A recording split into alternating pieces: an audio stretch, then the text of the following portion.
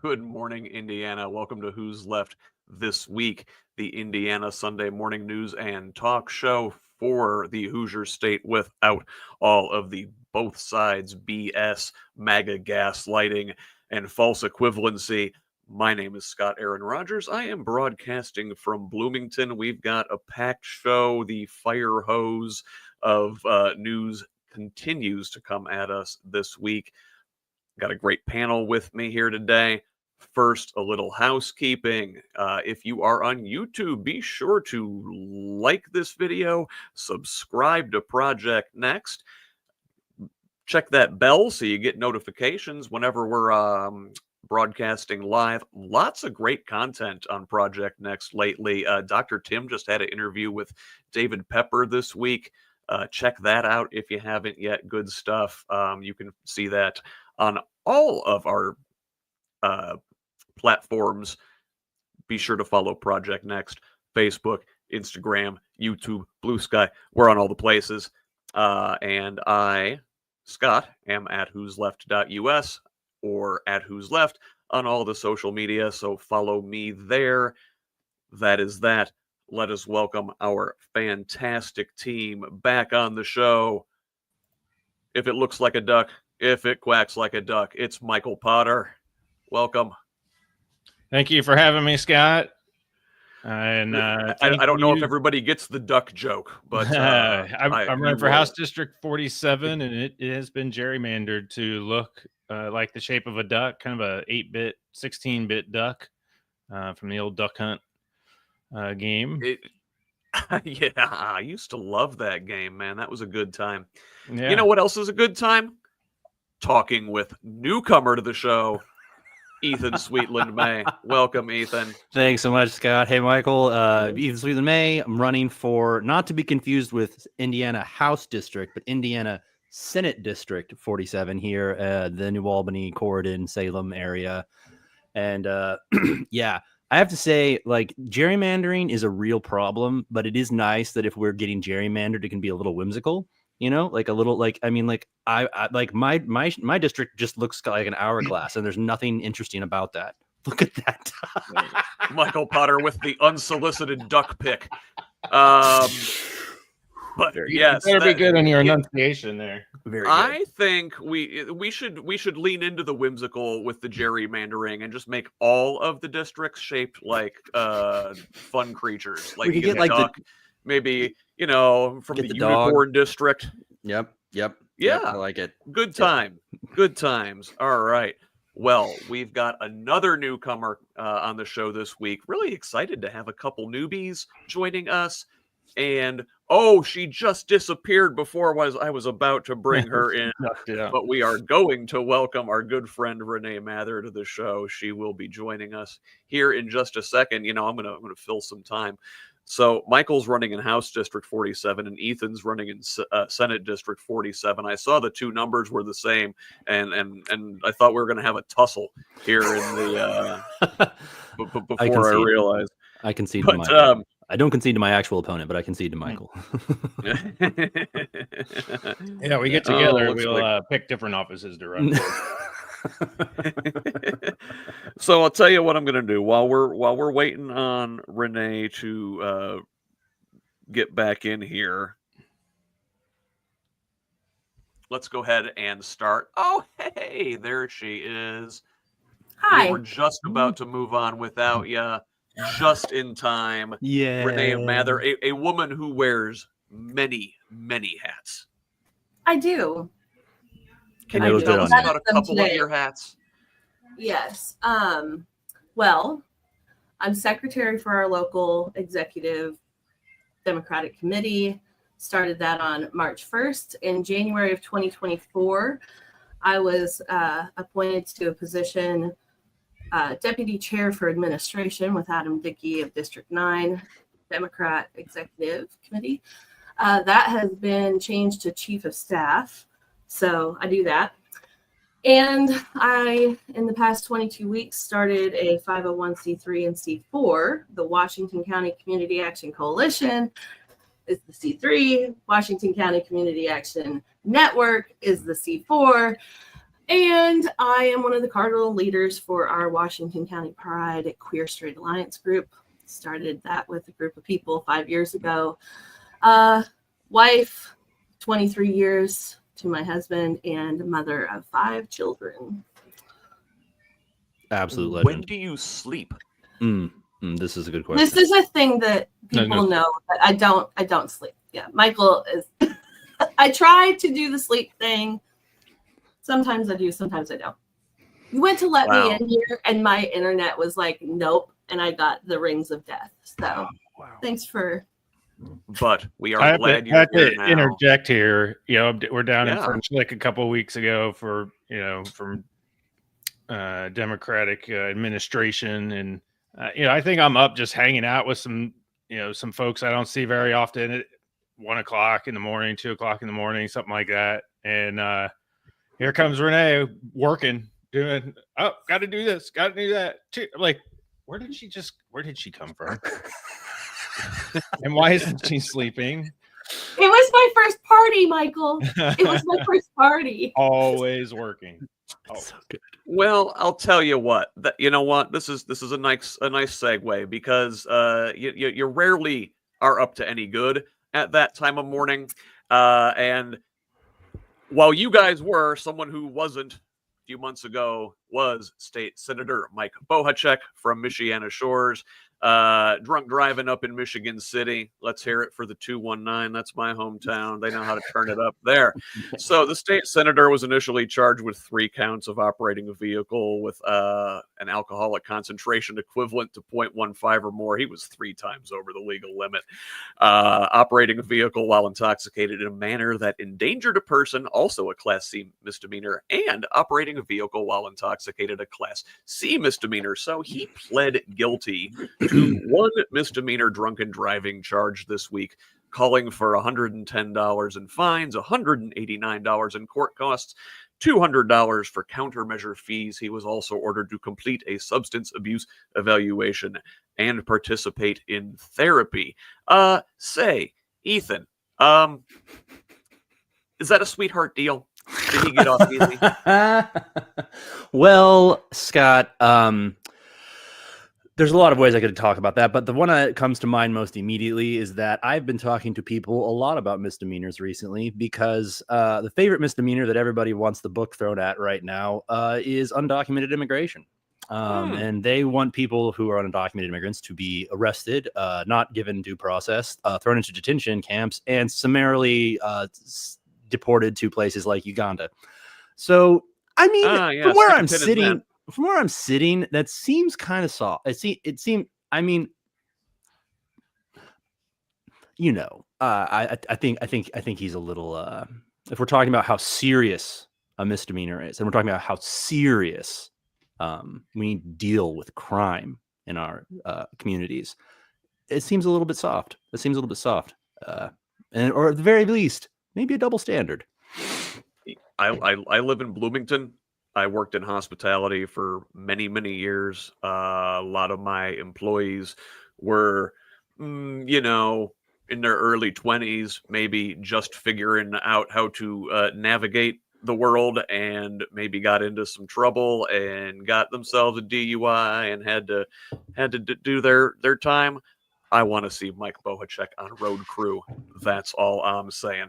So let's stay up in Michigan City for a second. And so this week, the Indiana Supreme Court finalized an October 10th execution date for Roy Lee Ward. In its ruling, the court rejected arguments that the state's lethal injection process poses a constitutional risk and said Ward had not met the legal burden to reopen his case. We've talked about the death penalty up here before. Also, it turns out just a couple weeks ago, the Department of Corrections in Indiana changed course and said they plan to keep the state prison in Michigan City open beyond 2027, when they had previously announced closure to the Civil War era Indiana State Prison. Michael, just a couple thoughts real quick on keeping this prison open and still executing people in the year 2025? We're a pro-life state, right? So, isn't that what everyone claims is what they're voting for, is pro-life? And but man, when it comes around to the death penalty, the pitchforks come out really fast. And I'm over it. And I really don't have a whole lot to say about that. Like it doesn't make sense. And not a lot of things make sense in our government right now. So I'll pass it on. Yeah. So also this week, let's move on down to Indianapolis. There has been an abrupt leadership change atop the Civil Rights Commission there. This is from the Indianapolis Star. The Indiana Civil Rights Commission is an agency charged with enforcing civil rights law and investigating discrimination complaints in the workplace, housing, and other areas of civil life. Jose Evans, a former Republican Indianapolis City County Councilor who took the helm in March, resigned on August 22nd after only 5 months on the job.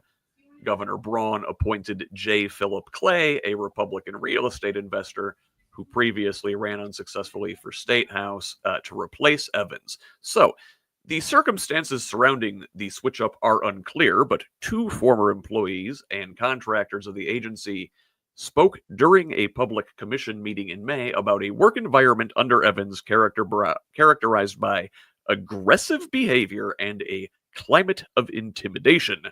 Both told the commission board that the state's Human Rights Resources Department was aware of multiple complaints. Renee, any comments? I mean, where do you begin with this stuff? Like, sorry, Ethan's laughing. Like, we were talking a few minutes ago. This used to be hours that I went to church. And we're talking about people stripping humanity away, right? By hours I went to church, I mean 10:30 to 12, right? And here we are doing a podcast where we're trying to ask people who were in these church settings before to honor humanity of other people. Like, I hear what you're saying, and I know I'm supposed to have a political response, and I just sit here like, why are we not caring about other humans so they can be humans? Like, and then how many people are in church right now like, oh, we got to, like, I'm sorry, maybe I'm not. I don't think I'm answering the question. No. You make a very good point, because like the political is supposed to be human, right? I mean, that's the reason that people are supposed to be getting into politics, or for very human reasons, to make lives better for people. And it's just a shame that it seems like wherever you get Republicans into office, there's just a lack of professionalism, and there's just it turns out authoritarians have a very authoritarian way of running their offices, and not everybody really appreciates that. It turns out. Well, can I Go add ahead. to that? That's where I see the hierarchy of okay, I know we're going to touch on the Beckwith conversation possibly, but you're so taught in church that the man is the head, the woman is to submit. And I went to those types of churches for 20 years of my life. And when you say hierarchical and Republican, they think that if you don't have one person in charge, there's no way forward. And quite frankly, having multiple people adding to the conversation and making sure that you're seeing, like, if they were really functioning the way the Bible was saying, sorry, I don't mean to bring Bible into this, but I am. So there was this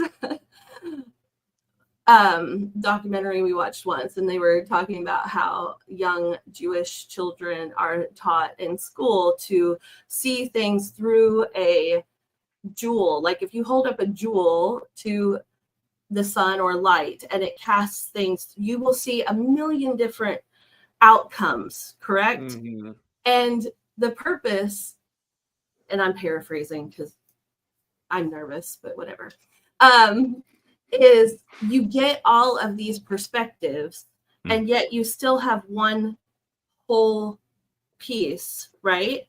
And if we were doing any type of leadership that way, it's why we have in our local pride group, we have 5 cardinal leaders. I am not the leader. We have 5 people, and we highlight each of their strengths, and we work together as a structure to get something done, you know, to protect our group or whatever. So if your perspective is that one person has to be in charge and have the vision, and you're doing it all hierarchical style, obviously that's going to bleed from church into politics, because that's the area that we live in. It really is, I think, a fundamental difference, I think, between the left and the right that you get at is the you know, it's empathy. Like, you know, being able to see things from all these other different points of view is empathy. And right now you have this trend on the Christian right to talk of empathy as toxic. It's really weird, and it's really gross. And yeah, the only right-wing response to anything, it seems like, you know, force and punishment. Speaking of, so still in Indianapolis, city leaders on the wasn't the city county council, it was the Public Safety and Criminal Justice Committee, voted down a proposal at a Wednesday meeting about curfew violation fines for parents. So earlier this month, the City County Council approved a 120-day curfew for youth in Indianapolis. We talked a little bit about it here on the show after a mass shooting on 4th of July weekend. So this curfew made guidelines more strict for when teens under the age of 17 can be outside. This proposal would have instituted like a tiered system.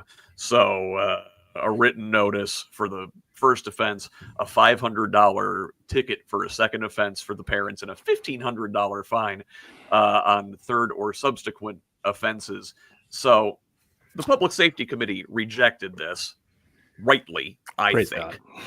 But the FOP president, Rick Snyder, says council members sent the wrong message with their decision, saying harsh punishments are needed to prevent further death and violence. And it seems like this is just the exact lens we were looking through these things.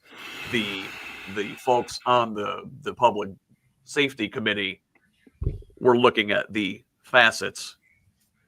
FOP President Snyder is like, no, there is only stick. There are no carrots. Ethan, sounds like you have thought.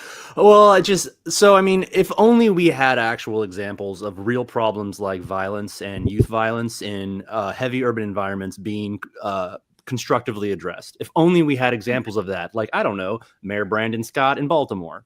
If only he had done anything that could show that crimes rates in his city were at 50-year lows because of things like treating violence like a public health problem, collaboration with residents to like open community centers later, have more programs in the evenings, create collaborative, creative environments where people can be, where they can be with people in their community, where they can be with adults who are pouring into them and are invested, where there is money coming from the city to fund these programs. And I don't know, if only there was an example of something like that, I don't know, like, you know, Indianapolis could look at and be like, maybe we could do something like that here, since we are also a large urban city with, you know, right now dealing with like a violence problem, and particularly seeing it affect the youth. This is kind of what drives me crazy. And speaking to the somewhat conservative instinct to lean heavily on punishment as a way to solve your problems. The idea that like Foolishness dwells in the heart of a child, but the rod of correction will drive it far from him is a much quoted proverb, right? Sorry. Yeah, sorry, Renee. I should have thrown a trigger warning in front of that. I didn't know we were doing Dobson on this show today. That's not on the show notes. We didn't send him off properly last week. The idea that you are a rebellious sinner who must be punished for your sins is a very deeply in the DNA, in the psychology of the political movement that is an outgrowth of the moral majority, in my opinion. But I mean, obviously it predates the moral majority. You have the war on drugs. You have all of these really hardline conservative approaches to crime and to public illness that are punitive and believe that once it hurts bad enough, people will stop, as opposed to it being like, these are already people who are dealing with neglect, who are dealing with pain.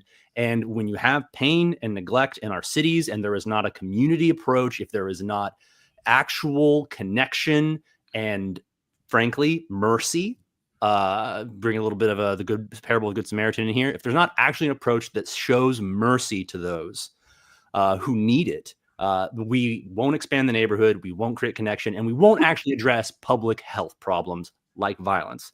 It's not a punishment problem. It is a public health problem.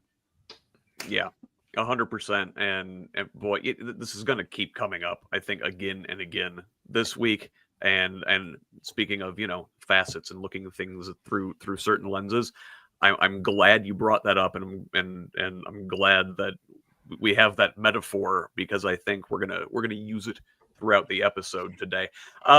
Hey, speaking of things regarding the moral majority and things they hate, a bit of good news this week out of a little town called Lagodi down in Martin County. So a United States District Court has ruled that the city of Lagodi's decision to block a pride festival at the town's public square was unconstitutional, according to court documents. The ACLU filed a lawsuit on behalf of Pride Fest sponsors against the city of Lagodi in the summer of last year. The court also ordered that the city shall allow the Pride Fest to take place this September, here just in a couple weeks. Michael, good news, eh? Yeah, it seems like it. I hope things go well. I have oddly like friends that pop up from Lagodi. I think we have 5 or so like that live up here in the general Indianapolis area. And it's like, what? How do I meet these same people from the same town? But they don't know each other. I know Lagodi's not that big. But anyway, I'm happy to see this. I hope I can make it. Do you know which day of September? Does anyone know? I wanted to say the September 7th. 6th. Okay. It's September 6th from 10 a.m. to 7 p.m. Okay, so that's next weekend. So, hey, if you're in that's vaguely southwest Indiana there, it's not too terribly far from here. So if you're the Bloomington area, it's a fun little drive, scenic trip down to Lagodi. Celebrate Pride with the folks down there in that little town. Nice victory for them. Hey, also exciting things going on up in northern Indiana. So this week there was an open house at Slate Auto. They're opening this factory in Warsaw, and it's in an old printing factory. But once it's up and going in full, there's going to be more than 2,000 jobs here, along with about $400 million in investment. So Slate is a startup EV company, got some backing from Jeff Bezos in there. But their whole model is like electric on a budget. A lot of interchangeable parts, sort of a DIY idea. Their base electric truck is supposed to start like under $25,000. Kind of neat. So yeah, this new EV only requires about 600 parts compared to the thousands of parts for a typical truck. I believe this is supposed to be fully up by the end of like 2026, and they're supposed to start delivering vehicles in 2027. Renee, did you see this? Are you excited? Yeah. Would you drive one? Yeah, want one. Have you seen my cars? Who has seen my cars? There's a whole. Are we allowed? There's a whole poo-poo show with my cars. Like one of my children who shall remain nameless. I have 5. We said this earlier. They are 21, 19, 17, 16, and 15. Do you know what they've done to cars? Oh my God. I now have 4 drivers, one of them who got his license on Wednesday. Oh, I shouldn't have said him. And there was a deer. I'm totally throwing him under the bus. A deer hit him the first day. He's all excited driving his car, But the point is, I do have one child also that totaled 2 cars in 6 days, and they got their license. So this truck is for you, Renee. My husband is IT guy, right? And he shared this video in our family chat about 3 months ago or something.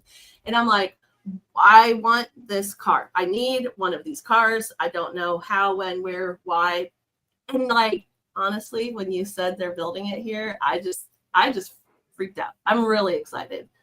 Because apparently they've got like 100,000 pre-orders. I am not one of those around them, yet. But if they want me to, I have an opportunity for this. I'm plugging it right here. I have 1, 2, 3, 4, 5, 6 drivers in my home. If they want to try these vehicles against these first-time drivers, we could be a whole commercial. I mean, they need real life living conditions. This is under duress. That would be a good commercial, actually. And the slalom in Salem. Yeah. I'm saying I have an idea here, and we could make something happen. Because listen, I have a Honda Odyssey that has been to hell and back. Okay. It has been totaled. It had a tree fall on it when we got hit by a tornado. It had it had a deer hit it. It doesn't like to open the front door. And then recently it made its way to Vermont for a trip, and some children couldn't get the sliding door shut. So now we don't act like there's a passenger sliding door either, because it will never close again if you try to open it. And also it has to be unplugged whenever it rains, because a whole other reason. So I have an idea for these Slate folks. It's beautiful. All right, like Slate, reach out. We can work on something here. I'd be happy to do an ad read. So hey, well, now I hate to go like into downer mode, but as we were having fun, but we did see this week that late Colts owner Jim Irsay. There's this expose article in the Washington Post this week that Irsay suffered many setbacks in his longtime addiction to painkillers before his death in May. The Post cited 5 people who had direct knowledge of his relapses, but who requested anonymity because they said they feared retaliation from the team. The Post story says Irsay overdosed at least 3 times since February 2020, including twice during a 12-day span, the first in December 2023 at his home in suburban Indianapolis, and the second in January 2024 in Miami. The franchise was not terribly upfront with what was going on with the owner. I mean, his personal struggles were known. Ethan, do you have thoughts on this coming out? Is this something we need to know, deserve to know? Is this stuff that should maybe be kept in the family? Does it feel prurient for us to even be talking about it? Well, obviously it's prurient, but the entire news cycle tends to be that way. But there also, I think one thing that is really, really worth talking about here is that drug problems are often talked about as a poverty problem, and obviously it affects like impoverished areas in really significant and highly visible ways, but it absolutely affects the ultra rich in but it's just not as visible, because you can have a whole staff handle your overdose. You can pay for the best doctors to rescue you from the brink of death, and you're not going to get picked up by the cops and put in jail. So on the one hand, the big thing that stands out to me about the Irsay story is it is a commentary on how different addiction works for rich versus poor. That if you are rich, you are likely to get help. You are likely to have people cover for you. You are likely to see the best doctors. You are likely to have the best chance of recovery and change. All that is not enough to beat addiction. The idea that like, oh, well, if you weren't so poor and lazy, you could beat addiction. Like, obviously that's not true. And the other part of that is that we have to talk about the fact that Americans and people around the world, but Americans are in pain, and we do not have good solutions, and we do not have good programs to support them through getting treatment for pain and then coming off of treatment for pain and having long-term support to help people on their journey with pain. And it's been that way ever since Harry Anslinger stepped up and started the war on drugs. It's a pet topic of mine. It is a war on drugs, is a war on our neighbors. It is a war on pain, not to help people in pain, but to punish them for it. And it's been that way. It is still that way. And you see it play out. I wish Byron Holland were here. You'll have to get him on. He could go on and on about this. I know this is his home turf. But if we do not treat people who are in pain like they need help instead of like they need punishment, we are going to continue to get the results we get from poor to rich. And that's what I see in the Irsay story. Yeah. Yeah. Can I add? Yeah, what's up, Renee? Okay. My real dad has struggled with addiction throughout his life. And there was a point where he had gone to prison and got out and had cancer. And but he also had almost no money. He had remarried, and I have 5 half siblings who are half black, half white. And they're amazing. And it was better for him to sell his cancer drugs. I'm not saying anything that isn't known, so I'm going to say this. To sell his cancer drugs and buy something else off the streets to numb his own pain so that he could afford to live with his and raise my 5 siblings. And this wasn't that long ago. And when you said Byron, I was like, yes, Byron. I live in Washington County in Salem. My mom 20 years ago helped implement a program through the Center for Women's Ministries, actually. And it was a program with, I believe it was Judge Newkirk and a couple churches that would send addicts who got arrested. They had 3 opportunities to go to a rehab place instead of going to jail, right? And they implemented this program. It was in the early 2000s. And I was really proud of her for that. And it's still currently implemented. My husband and I moved to Vermont, and we moved back in 2018. And I took a leadership program when we came back, Awareness Washington County. And during this program, Dustin Houchin, Aaron's husband, is our county judge, and he was prosecutor for a while. And he came as one of the speakers to the leadership program for the afternoon. And he said, basically, we want to get rid of this program. It's not helping, not the leadership program, the drug rehab, 3 times getting help, right? And he's basically like, we need to get rid of this. They need to go to jail. This isn't helping. And I remember sitting there like, what is being said right now? And so I raised my hand when he was done. And I said, well, if people are getting 3 months of an opportunity to get better, what are we doing when they come back? Are they going back into the same situation, or likely a worse situation because now they've lost their job, possibly lost their house, definitely don't know where their kids are, right? And are we helping them reacclimate to society, or are we just saying, you've foobarred and we're going to go lock you away, right? And now we're back to humanity. What are we doing for people? right? Well, Renee, this makes a nice segue because, you're talking about government programs stepping in and helping people and do humane things. Currently our state government is doing the opposite of that. And the Braun administration is touting all of the funding cuts, all of the savings that they've made. So he says during a press availability this week, this is from the Indiana Capitol Chronicle, quote, "We're finding a lot of things in many of the nooks and crannies of our own state government." That's what he says. So he's finding what Elon said in Doge, and he's remaking the words so he can echo what he's supposed to say because he's a yes man. Well, all right. So I love a good nook and cranny. Yeah, well, there was contract love negotiations. You love finding those in your budgets. This segment of Who's Left brought to you by Thomas's English Muffin. With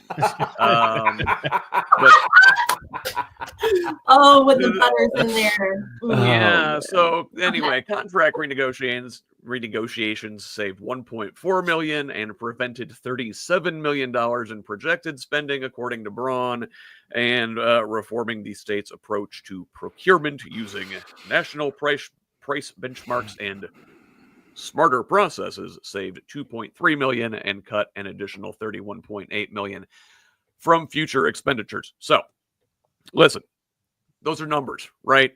Sounds great. We're saving money. Okay. What does that actually translate to in human costs? Another story this week from the Associated Press. Indiana property tax cuts could lead to reduced funding for Indianapolis crime prevention program. So, a crime prevention program that advocates say is helping Indianapolis curb violence could lose a large chunk of its city funding next year as Mayor Joe Hogsett's administration grapples with the impact of property tax cuts passed by the Republican state legislature. Continuing, the cuts will cost the city an estimated $10.5 million in revenue, leading Hogsett to ask most city and county agencies to cut their 2026 budgets by 4%. So, not just this crime program, across the board cuts, 4% for all your city and county agencies. But a spokesperson for the mayor said departments were given discretion to choose where those trims occur. The Office of Public Health and Safety, for example, has proposed pulling $1 million from the Elevation Grant Program, a local initiative addressing the root causes of crime. It supports community organizations working to improve neighborhoods, crisis prevention, and people at risk for gun violence. Say, Michael, doesn't this tie nicely back into what we were talking about earlier with, taking these things upstream and dealing with root causes, maybe offering some carrots instead of just sticks like the FOP president likes to offer? Did you get that? Hatchable. That was the most important thing that's happened yet. That was the most important thing that's happened yet. That absolutely was. But did you catch that, or do you need me to? Yeah. No. Yeah, can you go over that whole thing again? Yeah. I missed it all. 3 minutes. Okay, that sweet soul. Yes. Yeah, you probably could see my arm go up, and I was like, it was stop, and then I was like, just come in. What the heck? Yep. You did well. You did well. Yeah. So I love my little girl there. I was accused of indoctrinating her by bringing her to the Atterbury protest. Beautiful. I swung it around on that one because she was holding a Jesus was an immigrant sign from one of the local church groups that was there, who my daughter made friends with, and we went to the playground afterwards. It was a great time. Beautiful. So I kind of swung it like, I understand how you think teaching a 5-year-old about Jesus would be indoctrination. I'll try to curb that. No response. I got no response to that. The irony. Yeah. Listen. And it kind of, it goes with this theme of humanity that keeps coming up. I use the term now a lot, work, in that I get the feeling as I pay closer attention to politics and not just the TV side of it, but what's actually going on. And I feel like the folks in office now, they got there and they got this title and we're like, okay, I won my election. I got a title. And that was my goal. And it's like, no, the work is just starting at that point. And, I say it to the elected officials, let's get to work. But I really try to talk to the voters about, hold your elected officials accountable, pay attention. They should be working for you, working for us, not, sitting there, I got my title and I'm done. And now I'll hand down these grand plans of cost savings or cutting programs. And I don't consider cutting programs being a cost savings. That's cutting programs. And many times it's things that would probably be useful. And that thread can go on and on about, just trying to suppress a certain amount of the public to, keep them uneducated or keep them in poverty, blah, blah, blah. We could go on for that for a while. But ultimately, cost savings are great. I'm sure there's a lot of cost savings in there. With Doge, the idea of Doge was fine. Like, let's go and make things efficient. The problem is that's not what they were doing. And that's, again, we'll get yelled at like, oh, you guys don't want cost efficiency and saving. Democrats want to spend money. No. We want you to actually do the cost savings. If that's what you're saying you're going to do, then do that and not be performative and actually spend more money in the process, really, to get Elon Musk out of a ton of regulatory trouble that really would have hampered his businesses that he hasn't hampered himself already. Yeah, that whole thing turned out to be just like a giant boondoggle, and the Indiana version of it isn't turning out to be a whole hell of a lot better. What would Jesus do? Would Jesus pull crime prevention funding, or would Jesus spend more money on the cops? Again, it's one of those things. If you want to put it cynically through a cost lens, fine, it's cheaper to spend money on prevention than it is to spend it on incarceration down the line. That's just Yep. facts, but it doesn't fit with their worldview. Michael also mentioned that, these folks get into office and kind of are happy with their title and don't really do the work of serving their communities.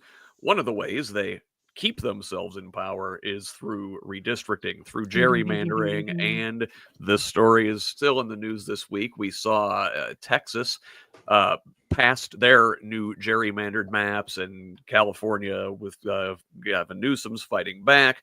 Missouri just called a special section this week at Trump's behest to redraw their maps. Perhaps they'll get some ducks and unicorns and hippopotamuses and whatnot for their districts. But here in Indiana, we know that Trump has been pressuring our Republican lawmakers to call a special session and redraw Indiana's maps to maybe steal another congressional seat or two.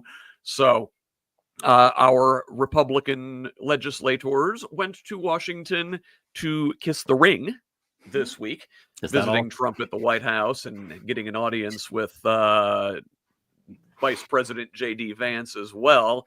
So after the meeting, one staunch opponent of the redrawing, Seymour Republican and life of the party, Jim Lucas, said that his stance has softened.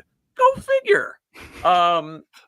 Previously a hard no, Lucas said he isn't yet a yes, but he's worried about the paralyzing effect a Democratic House majority would have on President Trump's agenda. How could that happen? I am looking forward to that paralyzing effect. Seriously. Can I say one thing about the district? Okay, so I called Byron last night because seriously, the boy is so wise. And he reminded me that Miss Houchin in 2021 helped with the redistricting and gerrymandering in Washington County. And I have a map. I was trying to grab it. I'll send it on at some point. But if you zoom in where Rosebud and Dog Trot and a few right here in Washington County. If you are on this one road, you are in the crosshairs of 3 state or 3 House districts. It's just ridiculous, right? And she helped do it. And then this is the thing, like, anybody who's believing anything that they say before they vote on anything, they're going to fall in line.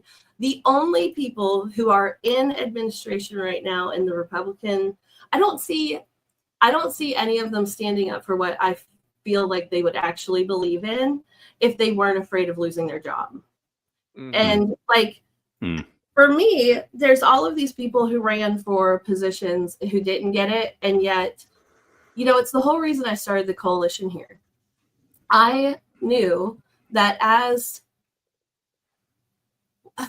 the ways we serve our community were taken away, food bank, all of the kids, not making sentences, every community service that is being stripped away, defunded, those needs will be met by the humans in the community who will do their best to make sure that they help their other community members. And so I formed the coalition for that reason. So there was a space for those people to have a way to serve. And it used to be our churches. It used to be churches that would step up. We have a ton of Amish in our county. If one of them is sick or needs anything, the whole community of them comes together and helps them get through whatever it is, right? And I see that as a former evangelical Republican Christian. I see that in the others of us who have left that same mindset, and we're looking around saying, why aren't we doing this for, again, we're back to humanity. And so if anyone, people say they don't want to have political conversations. And then they also say, the price of eggs have gone up, or my mom can't get her Medicaid, or this might happen, or the food bank doesn't have whatever it needs, or I needed a grant and now the grant's gone. Those are political conversations, and we need to draw people into them in a way that they realize it's not a scary conversation. I think a lot of people think that they're going to look stupid when they're talking about things, and they're afraid of having a conversation that really it's bringing people back to the front porch, to the front yard, into the living room, and having these conversations and being a community together and leading. Because in my community in Salem, Erin Houchin's office is right there. I could see it out the window if I wanted to. And she won't show up. And yet we've got people here. I've got extra potatoes and apples on the back porch right now that people brought over. Hey, I know somebody needed some food, and I'm going to leave it on the back porch over there so they can get it. Because when community comes together and you lead, you actually save and help your community. So, like, sorry, yeah. Well, and this really that can open up a whole can of worms, and I guess whose responsibility is that? Republicans would say, well, yeah, the churches should be doing this, but obviously, a lot of times when churches do these things, they come with strings, and frankly, it's just government is going to get a much better deal by spreading these costs among the largest risk pool, which is the entire population. But so with the redistricting, because these things do reach, this stuff matters in people's regular lives, like you were saying, like these political machinations of the redistricting, they might not make not a lot of sense in theory, they're big concepts, but it matters when it comes down to your budget and your household at the end of the day, and these decisions matter in that way. So after this meeting in Washington, House Speaker Todd Houston, Senate Leader Rod Bray are still non-committal. Braun is still non-committal. Democrats waved goodbye to the Republicans on their way to kiss the ring at the Indianapolis airport, holding a press conference saying "sayonara sellouts" on their messaging. There is that good messaging? What do we think, Ethan? I mean, any and all like shame and embarrassment you can throw at the situation is warranted. I like sayonara sellouts. It's very Casablanca. Like, I'm here for it. I like calling them cowards. I really like the word coward. Coward. Nobody likes to be called a coward. And just being like, Aaron Houchin's a great example. This is your map. This is your map. You've had a supermajority for 20 years. You have controlled every element of what ultimately gets put into law and what Hoosiers have to deal with. And so if you have spent 20 years with total control over what districting maps actually look like, and at the end of that, mid-decade, are like, we must take action to stop the takeover of the party we have squeezed to the margins while representing almost half of the state, you're a coward. And you're not just a coward, you're an autocrat who wants to push Hoosiers who disagree with you into spaces where you do not have to listen to them, where you have stripped their power and silenced them. And anybody that is doing that is a coward and an autocrat. And I would like a little bit of direct language with our sellouts. Yeah, well, let's talk about one of these cowards and autocrats. But first, a profile in courage. There was one Republican state senator that did stand up. He says, this is Greg Walker from Columbus, says, yes, our maps are only 4 years old. They have undergone considerable public scrutiny and review. There is no justification for holding a special session to change our districts in mid-census. If Texas and California want to take the cynical step of redistricting their seats, so be it. But Hoosier lawmakers should be leaders in resisting this hypocrisy, not followers of this effort promoted by outsiders, not Hoosiers. I say, well done, Senator Walker, for your courage in standing up. It should be noted that Walker is not running for re-election next year, so he's free to do it. Now, we must praise the good, right? Unfortunately, yes, we need to know. As much as they make it us versus them, we aren't the ones saying it's us versus them necessarily, right? And I do want to say one thing. I was in a Zoom call earlier this week, and it was brought up because, I live in a rural area, and this press conference for the sayonara, whatever, was in Indy. And in Indy, they're a little bit farther ahead than we are in what terminology you should use and should not use. And in this podcast or Zoom call, it came up that it throws our Asian population under the bus a little by using sayonara. I did not know there was a negative. Yeah, I saw that too. Yeah. And so I just wanted to speak to that a little bit because as much as I want to get my verbiage correct in whatever conversation I'm in, because we are all learning, and here we're back to grace. If we have any grace and mercy with each other, hearing in this call that is something that is now offensive or could be viewed offensive, that's not intentional, I don't believe. And it's something that I didn't even know was part of a conversation.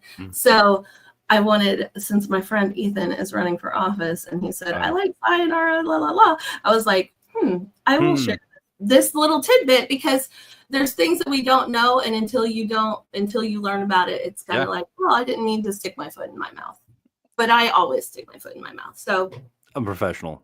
Yeah. I'm good at that. I live with my foot in my mouth. Somebody who should try sticking their foot in their mouth more, because maybe they wouldn't say such dumb things, is State Rep Andrew Ireland, who says the GOP has a constitutional right to redistrict, saying in an interview with NPR's Steve Inskeep, another Hoosier, by the way, that, quote, I think there's a strategic disadvantage at the national level for Republicans in Congress because of partisan gerrymandering in other states like our neighbor Illinois. Right now, the leader of our party, I think, recognized that issue, and we can sit on our laurels and say that we have this map that the Princeton Election Lab, for example, rates as one of the least gerrymandered in the country. Now, I will step in here and point out that in Indiana's congressional maps and our state house maps have been ridiculously gerrymandered since at least 2011. So this is multiple cycles now. And that Republicans are not at a disadvantage at the national level because of gerrymandering, but in fact have 11 states that are gerrymandered to hell, including Indiana, including Texas, including Missouri, where they're going to try to gerrymander it further, and others, whereas Democrats have like 4. So facts just do not comport there, Representative Ireland. He further says that because, Indiana is like a 60-40 state, that they should have the right to have all of the seats, and that Republicans are more representative of the average Hoosier. Let's see. Michael, thoughts? Well, it's not what we see, in the voting. So by pointing out whether it's 60-40 or something closer to 50-50, but then how we're represented, he's pointing out that it is gerrymandered by using the data, right? Because we don't have even 60-40 representation in our chambers. So he's kind of making the case for us. This past week, but doesn't realize while he's doing it that he's doing that.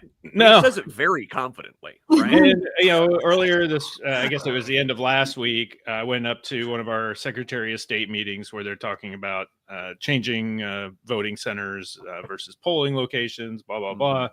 They had a great presentation, lots of data, lots of science going on, and woke. No, it was their science, their stuff they're presenting. And so my question was, why would we use this scientific data when you would not consider scientific data for COVID or global warming, climate change? And like the room just went, woo. Who's this guy? It was kind of funny because they saved my question for last and kind of made it like in our last question of the day. Michael Potter's like, I'm wearing a Blythe Potter for Secretary of State shirt. It's his representatives running the thing. Like, I thought they were just going to leave me out. But hey, that's a duck guy. Yeah. What's a duck guy asking science questions for? That's not what he's supposed to do. He just would quack, he's supposed to just quack and move on. It's like everything, it's time to go to work, the humanity. My opponent went to Washington. He's in Washington having these meetings while online with his local community, not just our district, but the people that live closest to his precinct, are complaining that they have no, there was a plan for them to get rural broadband, and it was dropped, and the city council dumped it. And again, all the things we've talked about, it's not a state rep's job to approve broadband for the local community, but as a leader in the Republican Party, as a leader for then the community, my dog is very upset about this. Here. He should be.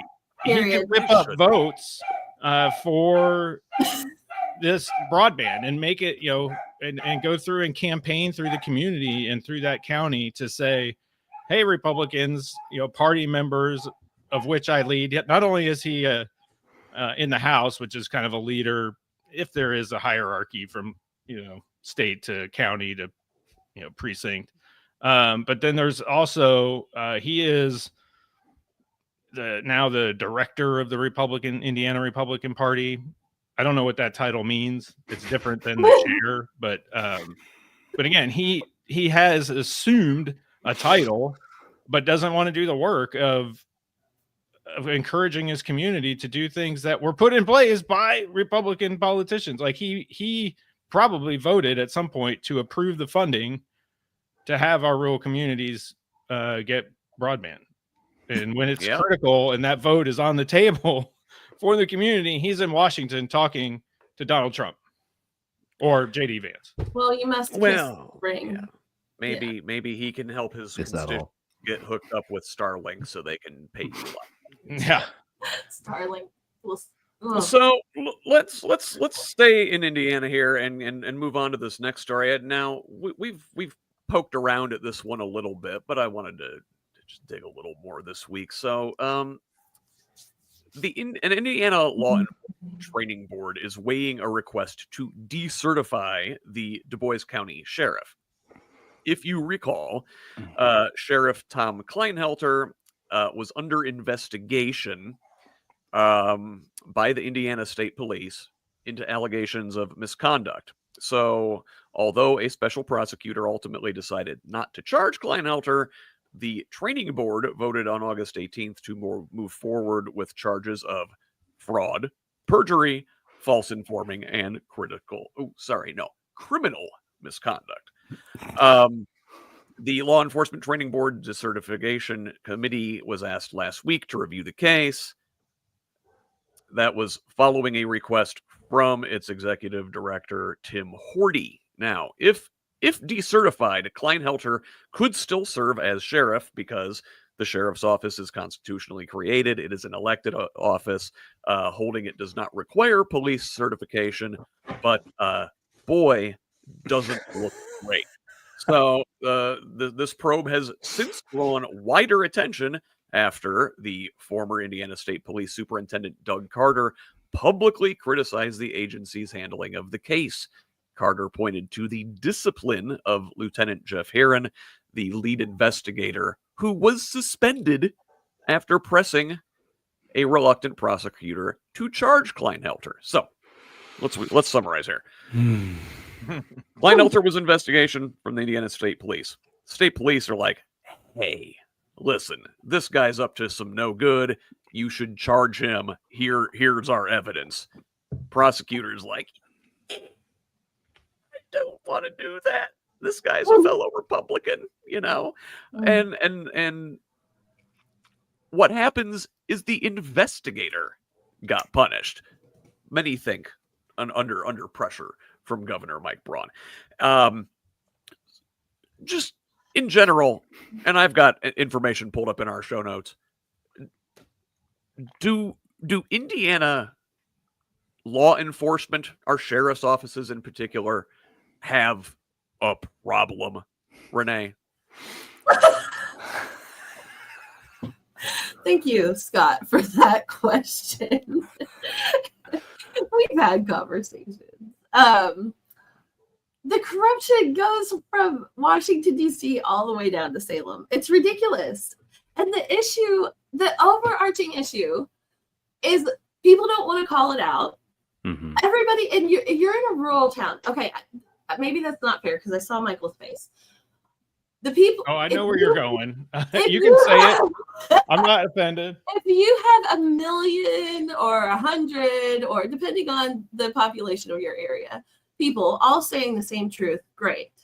But if you leave it to one person or 2 people or 3 people to say the truth, they're going to try to make you look like the bad guy and they're the martyr, right? Mm-hmm. And so delivery in your area is everything. And like the corruption in Washington, D.C.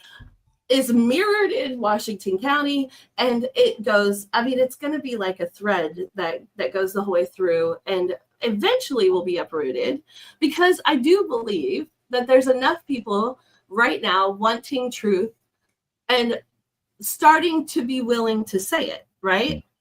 Because we don't want to make martyrs out of anyone. If they get martyred, then they're like, oh, well, I mean, we're living with a president who, okay, I'm just not going to finish some of those because I don't even have to. The issue is every single person who's willing to do the right thing right now, we need to stand with them and do the right thing alongside them and make it known and talk about these things on podcasts and in our conversations. And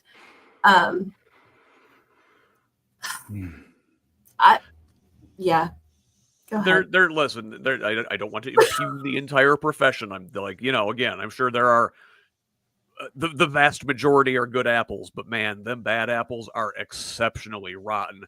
Right down there in your neck of the woods, Renee, there was Jamie Knoll a couple years ago. He's serving like 15 years in prison right now for swindling taxpayers millions of dollars for cars and planes and vacations. Judge Medlock, who was in charge of that, lives here in Salem. Yes. And then we found out in an Indy Star investigation not too long ago that there was like a police gang in Elkhart. We have a Kokomo cop got charged recently with assaulting a 14-year-old girl. Another IMPD officer arrested for child molestation. A former Indiana police lieutenant sentenced for excessive force. This is just in the last 2 years. Ethan, yes, law enforcement is a very difficult profession. It involves a lot of risk. It involves a lot of because of our punitive model, where we keep on insisting that if we have a problem in society, the solution is to punish it. The solution is to arrest it. The solution is to put it in jail. Despite the fact that clearly doesn't help ever. It never helps in the cycles of pain and the cycles of crime. And moreover, when you create this ethos around a profession like law enforcement, I think it does a disservice to people in the ethos, because if you see your fellow coworker doing something that is unprofessional or, dare I say, illegal, that person is a hero. The community sees them as a hero. The community sees them as, more than a public servant, more than your fellow citizen and your neighbor. And while giving honor and respect to people that work really hard jobs, work dangerous jobs, I think that we need to talk about the zeitgeist around law enforcement and how putting people in law enforcement on this other plane, one, isolates them and isn't good for them. Two, creates cultures where they resist oversight and resist transparency. And ultimately, you just want to let everybody be normal. This is a job. It's a hard job. We respect people who do hard jobs, but you've got to break this mentality of insiderism that creates these microcultures where corruption can thrive. It's not always thriving, but you have all the conditions for corruption to thrive when you have all of those things in place, I think. You know what would help?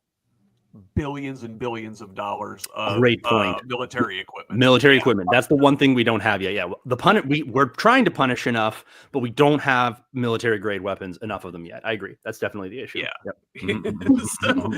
Be careful.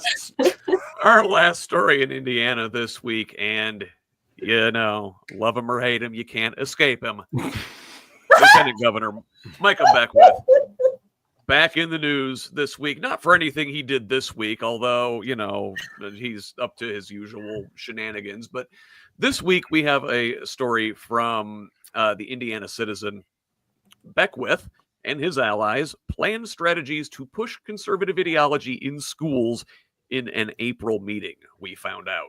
So, at a closed-door meeting in April, Beckwith and members of what the Indiana Lieutenant Governor called his Anti-Woke Advisory Committee laid out an aggressive strategy to expand conservative influence in public schools and push back against what the group identified as woke policy creep, as opposed to just a policy creep, which would describe Beckwith. The committee The committee detailed plans to launch conservative student clubs, reshape teacher training programs, and identify school districts where diversity and pro-LGBTQ plus policies are in place, according to meeting notes obtained by the Indiana Citizen and verified as authentic by a person familiar with the committee. Many of the discussion topics were aimed at ramping up political pressure on school boards, because they need more of that. Those at the table represented a cross-section of Indiana's conservative movement, a real murderer's row.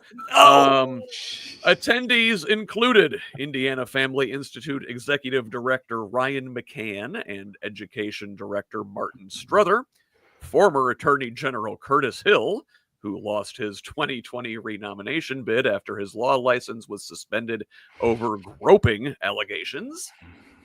He joined by video. That's for the safety of everyone present. Probably because some of the other people in the room would have felt uncomfortable around him. A reminder of his ongoing presence in some GOP circles. Also present was Jay Hart, a Morgan County conservative who unsuccessfully challenged Senate President Pro Tem Rod Bray in a 2024 Republican primary because apparently Rod Bray is not conservative enough. The only sitting lawmaker in the room was State Senator Craig Haggard from Mooresville. Now, Haggard has since criticized Beckwith's handling of allegations that from around the same time when Beckwith staffers in the Lieutenant Governor's office viewed a deep fake AI porn video of Haggard's wife. Man, this group is messy.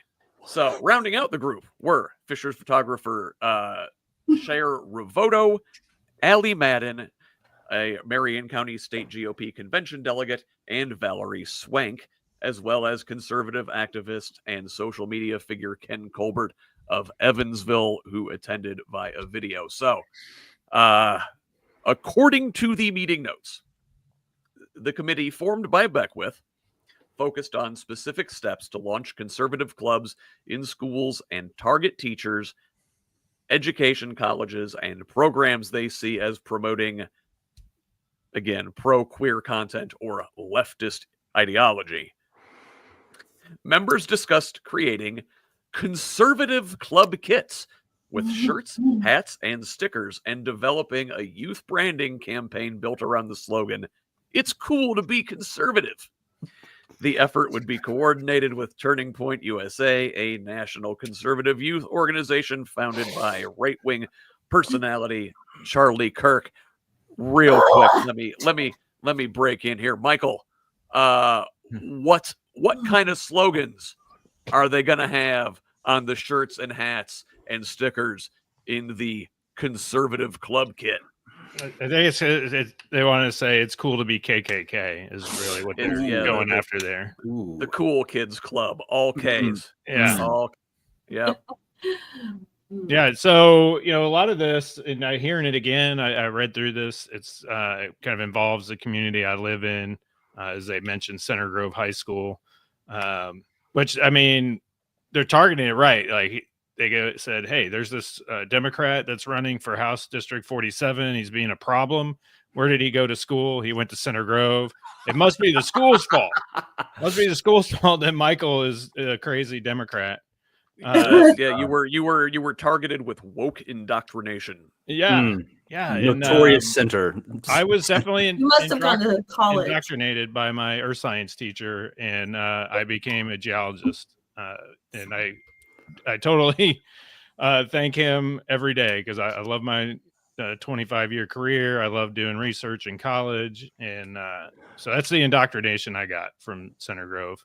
I also coached football there, and, they seem to be indoctrinated with state championships as well. Damn. On the football side. Damn. I was just say it, Michael. I was pre-state championships. The only thing is, I coached some of the guys in 7th grade that went on to win the first of the string of championships. Or so maybe that was the start. I was the key in 7th grade, but and when I played at Center Grove, I was Well, I was terrible, but the team was terrible. We had losing record for the years that I was there. So I get no claim to those state championships, except now I live in the community. Michael Potter walked so Center Grove could run. Yeah. But as Democrats in Johnson County, we're like, how do we break through these conservative schools and the conservative school boards? Holy moly. Some of them go really far right. And we have some friends that run and ran last year as independent, or as you don't pick a party. And now this year or in 26, they'll run. And they want to stay independent because they think that's what a school board should be. Although they're going to, the right side will definitely declare, because this community is conservative. And so I really don't know where that comes from. I know there was a flag up in a window that could be seen from the road, and that was a big thing. It was LGBT QIA flag. And, I welcome it. I think our schools need to have these welcoming niches. And just because somebody welcomes a population of people, doesn't mean the whole school's changed. Doesn't mean every teacher's changed. It just means there are people that like art. There are people that like sports. There are people that like science. There is a chess club. There is a theater club. There's a marching band. Like, just because we have all these clubs doesn't. And then there's LGBTQIA. There may be a gun club too. And we're not saying we have to get rid of these ultra conservative things because it's a gun club. It's niche, it's clubs and interest of what people have, and allow them to have that. I think it's good. The whole school doesn't change just because a few people gather in a safe space. Yeah. Well, just having safe space is apparently a problem with some of these folks. So, you were talking about the school board, like, having very conservative school boards there. Well, apparently some of them are not conservative enough, because to give conservative majority school boards confidence in rolling back DEI or pro-LGBTQ measures, Beckwith's committee discussed establishing an Indiana anti-woke legal defense fund. Members argued that fear of litigation had prevented boards from acting, citing concerns over the high cost of lawsuits if they attempted to eliminate DEI offices or remove LGBTQ inclusive materials.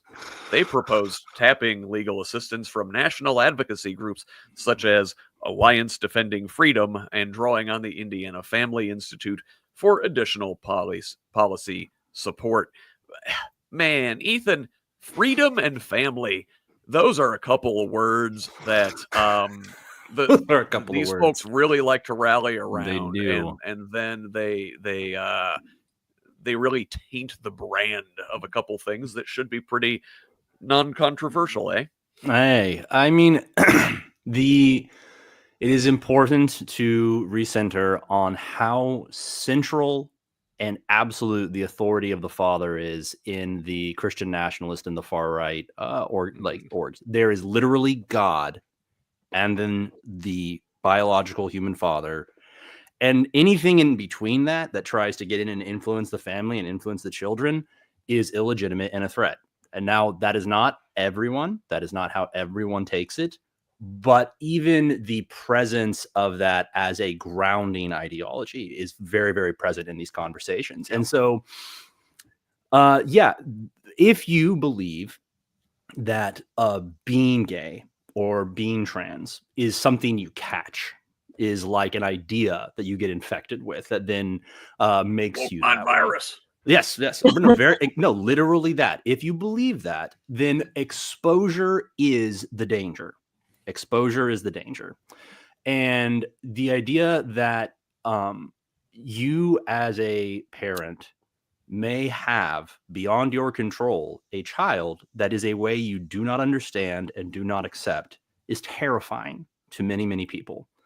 And that's really that now we're starting to get to the heart of this issue, where people are scared of the idea that they could have a child that they truly do not understand and disturbs them.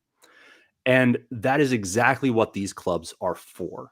They are so that people can feel comfortable being themselves, whether that is the chess club or whether that is whatever the club, the thing that you feel safe and comfortable being yourself in this environment. That's what that club is there for. And there are people who are very worried about the idea that their child could be gay or their child could have questions about that, and that could be outside of their absolute control. And I think that we need to be honest as a community. I think we need to be compassionate towards people's fears and concerns.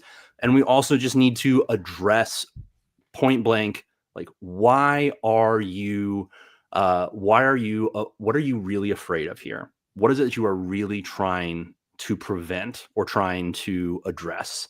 Because I mean, besides the fact that like it's cool to be conservative is maybe the least cool thing anyone has ever said ever. If you have to say it. Like if you have to say it, which just really goes to show that it major, like again, coming back to this idea that like this is about the men in the room.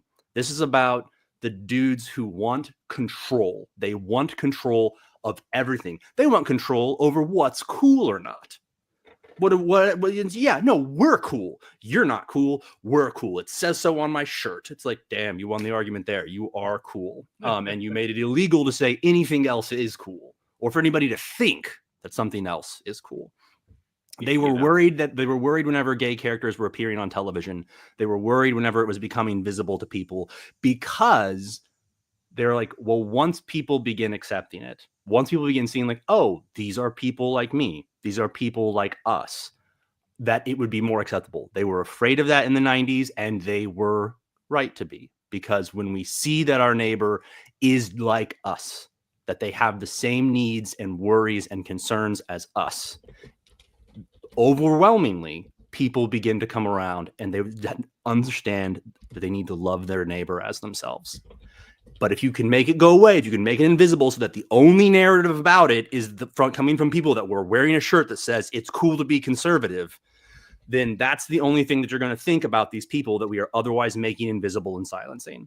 But when you let those communities be visible, you let them speak for themselves, you let them interact with the community and be seen as our neighbors, bigotry begins to come down, acceptance begins to come forward, and we have a more welcoming and inclusive neighborhood that is better for everyone. I'll tell you, I for one would be deathly afraid if my daughter were interested in joining the conservative kids club. I don't think they should be having that kind of indoctrination in our school. But like, no, go ahead, Renee. If they make the C's a rainbow, like if we sneak in there, like, I'm in the design brain, right? Go ahead with your conservative kids club, right? But the C's are rainbows, and we give little tidbits of good truth in there because they want to reclaim things anyway. Can't we all just get along? So listen.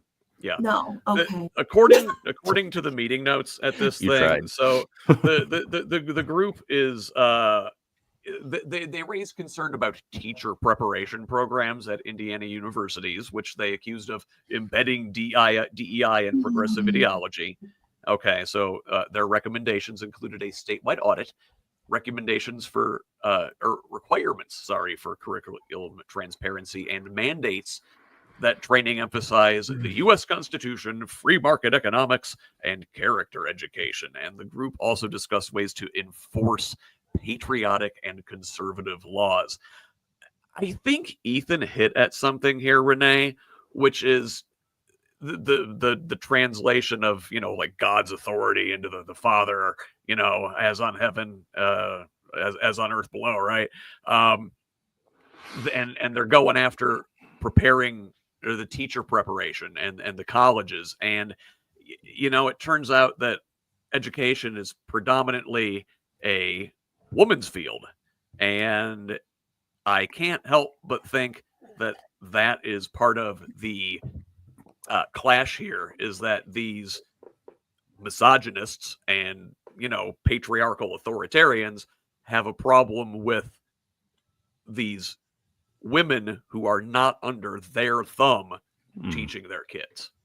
Mm-hmm. Okay. Since I'm the woman in the conversation The here. pregnant We're all equal. When I hear all of this and the whole conversation is like, okay, we're talking about all of the things that are happening, but what are we going to do to change it and stop it, right? And there's an aspect of Gavin Newsom, for example, and it's not, yes, he gave permission to his PR team to do the pictures and everything. And if you look up who the woman is in charge of that, I'm here for all of that. But the point being, if you play with them at their own game, we're playing chess, right? We are playing chess. And trying to form a culture and establish some type of future at the same time. And those two things are, first of all, ridiculous that that's even true, but it's true. And so what do? We take ownership of the thing. Like I wrote in our little side chat, if they're going to speak Bible, shout it back at them, right?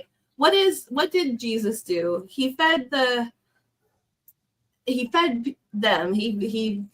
healed them. He turned over the tables. We know the things. And as much as I wanted to walk away from the pain of the things I was taught and told I had to do, I do know these stories, and there is another way to look at them. And if the Jesus story and the Bible is the way that and the culture that we live in, then we speak the truth within that.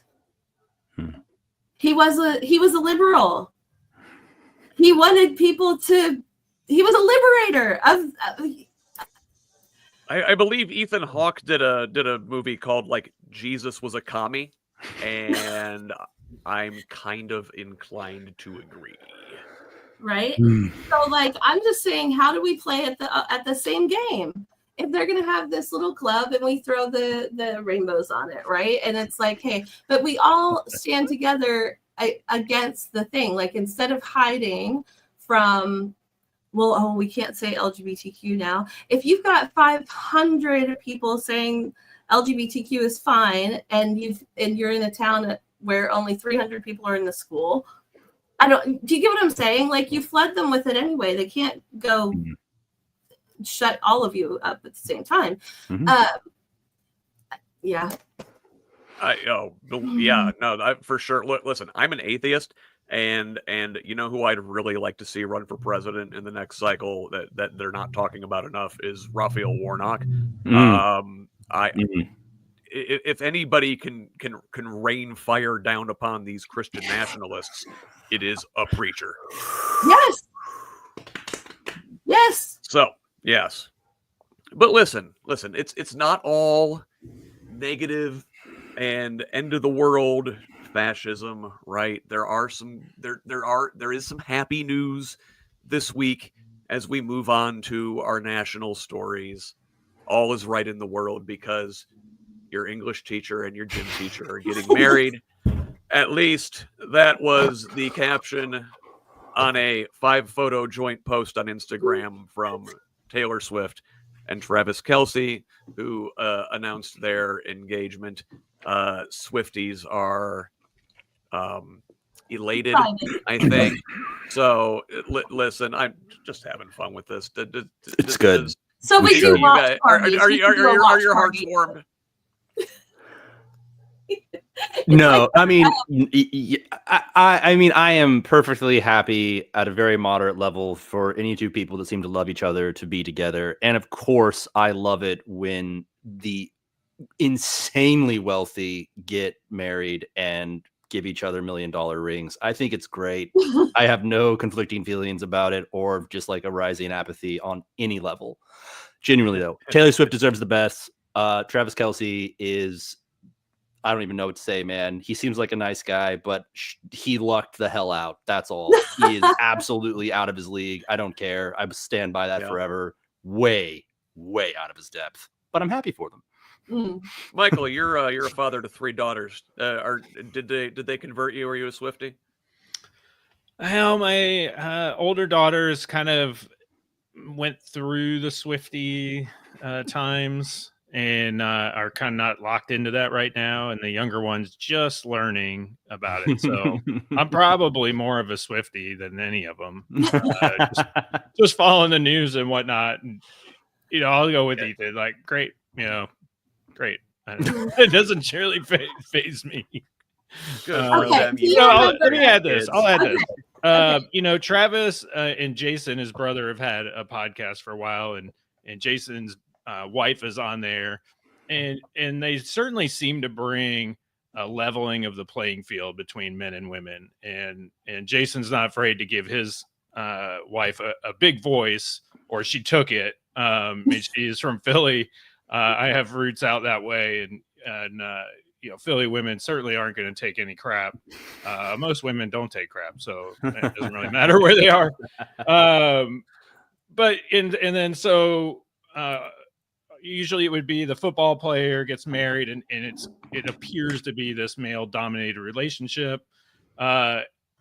And Travis may be the alpha of the alphas as far as the visual popularity pyramid goes, but yet he is marrying a woman that I don't think anyone disagrees would be at the top of the pyramid in that. So that through culture, it may help level a playing field that always seems to end up with the white male on top.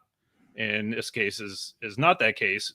I'm sure somebody will end up spinning it in that, I'm sure he gets Jab being called name, weakling type names. I won't be crude about it, but because she wears the pants in the family or whatever, and and I think that's a good thing. So maybe that will help elevate that conversation. I'm sure the conservative side will try to knock that down as much. Well, so they use wife guy as an insult. Listen, I'd much rather be wife guy than no wife guy. Yeah.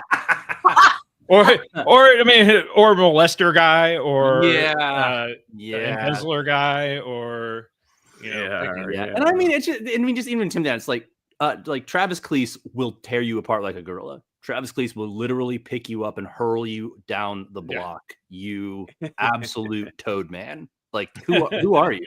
Like obviously you are saying that safely behind the anonymity of a screen 1,000 miles away, because this man is actually a pinnacle of human power. That's the nicest thing I'm going to say about him.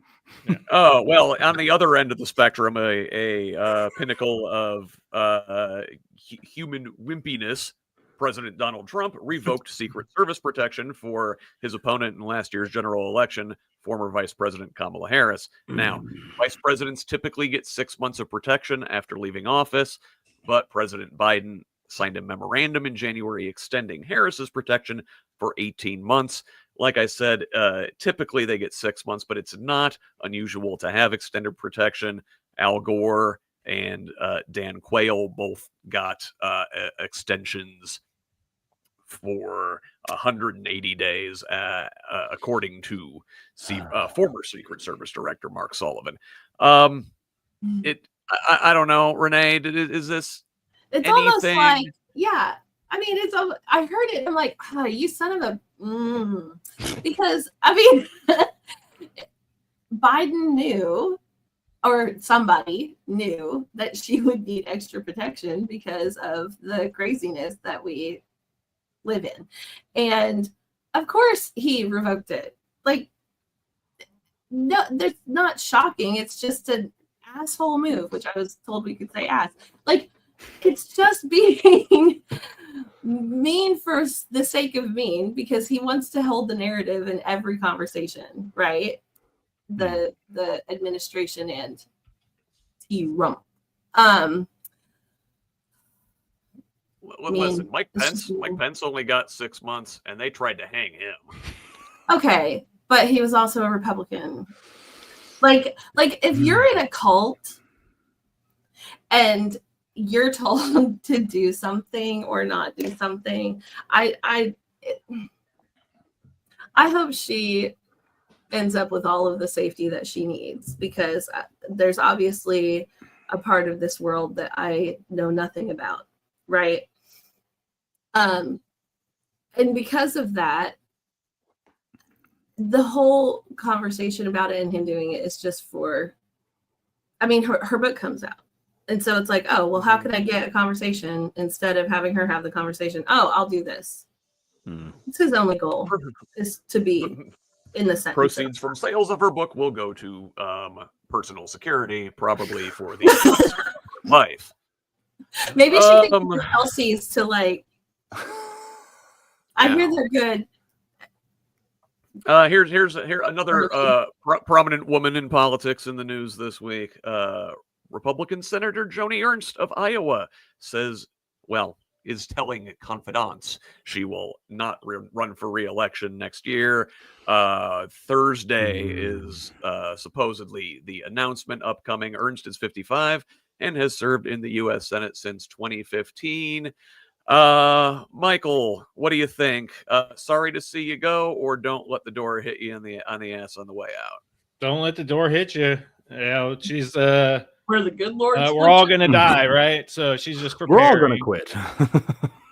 I have a special place for Joni as my wife's counterpart at the Hoosier Bitches Get Stuff Done or Bitches Get Stuff Done podcast. Is from Iowa, so we get a lot of Joni updates, and she does a great Joni cosplay. And she does a great Joni, yeah. So I'm happy to see it. You have to, I'm always skeptical. One, it's nice. She's been in for 10 years. It's always good to see politicians move on and not just sit there. So thank you for that, Joni. And but they can be strategic. So with Republicans is like, okay, why? You all typically don't give up offices easily. And so where's the strategy? Is she angling for something else? Always looking for that other foot. We're seeing that starting up in Indiana where people are leaving their House seats to go to Senate and vice versa. Well, it could be she just doesn't want to deal with the pressure anymore coming from within her own party. So listen, she joins other Republicans who are leaving the Senate next year, including North Carolina's Tom Tillis, Alabama's Tommy Tuberville, and the still mobile corpse of Mitch McConnell. So I do hope for Joni. I do hope for Joni. Like we have made progress as a country in the last 5 decades, and it would be nice to see white women fail up too. It's something that's really been reserved for white men. And if we see women start telling their constituents they're all going to die and then get promoted to something, I think that we could look at that as progress in a very dark dystopian way. So just throwing that out there. That's just a bone. Yeah, she's shattering a glass ceiling that we really didn't shattered. But I will ask: is with these Republican incumbents leaving the Senate, the map next year not great for Democrats, but with Republican incumbents vacating, is there an opening for Democrats to potentially take the Senate next year? What do you think? God, I hope so. From your lips to God's ears. Well, that's something we're fighting for sure. Is getting the candidates lined up and prepared. And within Indiana, for folks watching this in Indiana, I mean, it is Who's Left. You hear us. You're seeing candidates prepare early, right? I mean, I declared certainly to my people that were in the room with me, the night of the election. Oh, I'm doing this again. No doubt. Oh, don't you think you should rest on it? No. I mean, I'm starting tomorrow.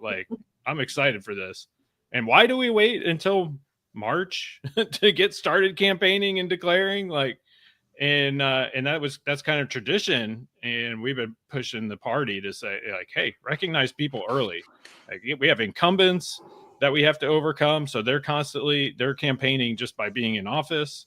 Now we have people leaving office that don't, and we don't even have somebody that's saying they're running against these people yet. So as Democrats, the openings are there, and we do need to step up and step into those spots and be strong and be leaders and do the work. All the things we're talking about here today, I want people to hold me accountable for that, I'm going to hold Ethan accountable for that. Heck yeah. I don't have to hold Renee because she's working all the time, overtime. I'm not getting paid yet. And she's also not running for a public office. She's the one keeping us all in line behind the scenes. So, yeah, Dems, let's step up and fill these seats. 100%. So I think it's important to watch who they're gonna jump into those. So like, let's keep an eye on what they're. If somebody says they're going out, we need to. I mean, if we're gonna strategize, we strategize, right? And so like, who are they gonna put into the position? Are they going to appoint someone? Are they gonna hold a caucus? Like, we need to pay attention to what we're dealing with next.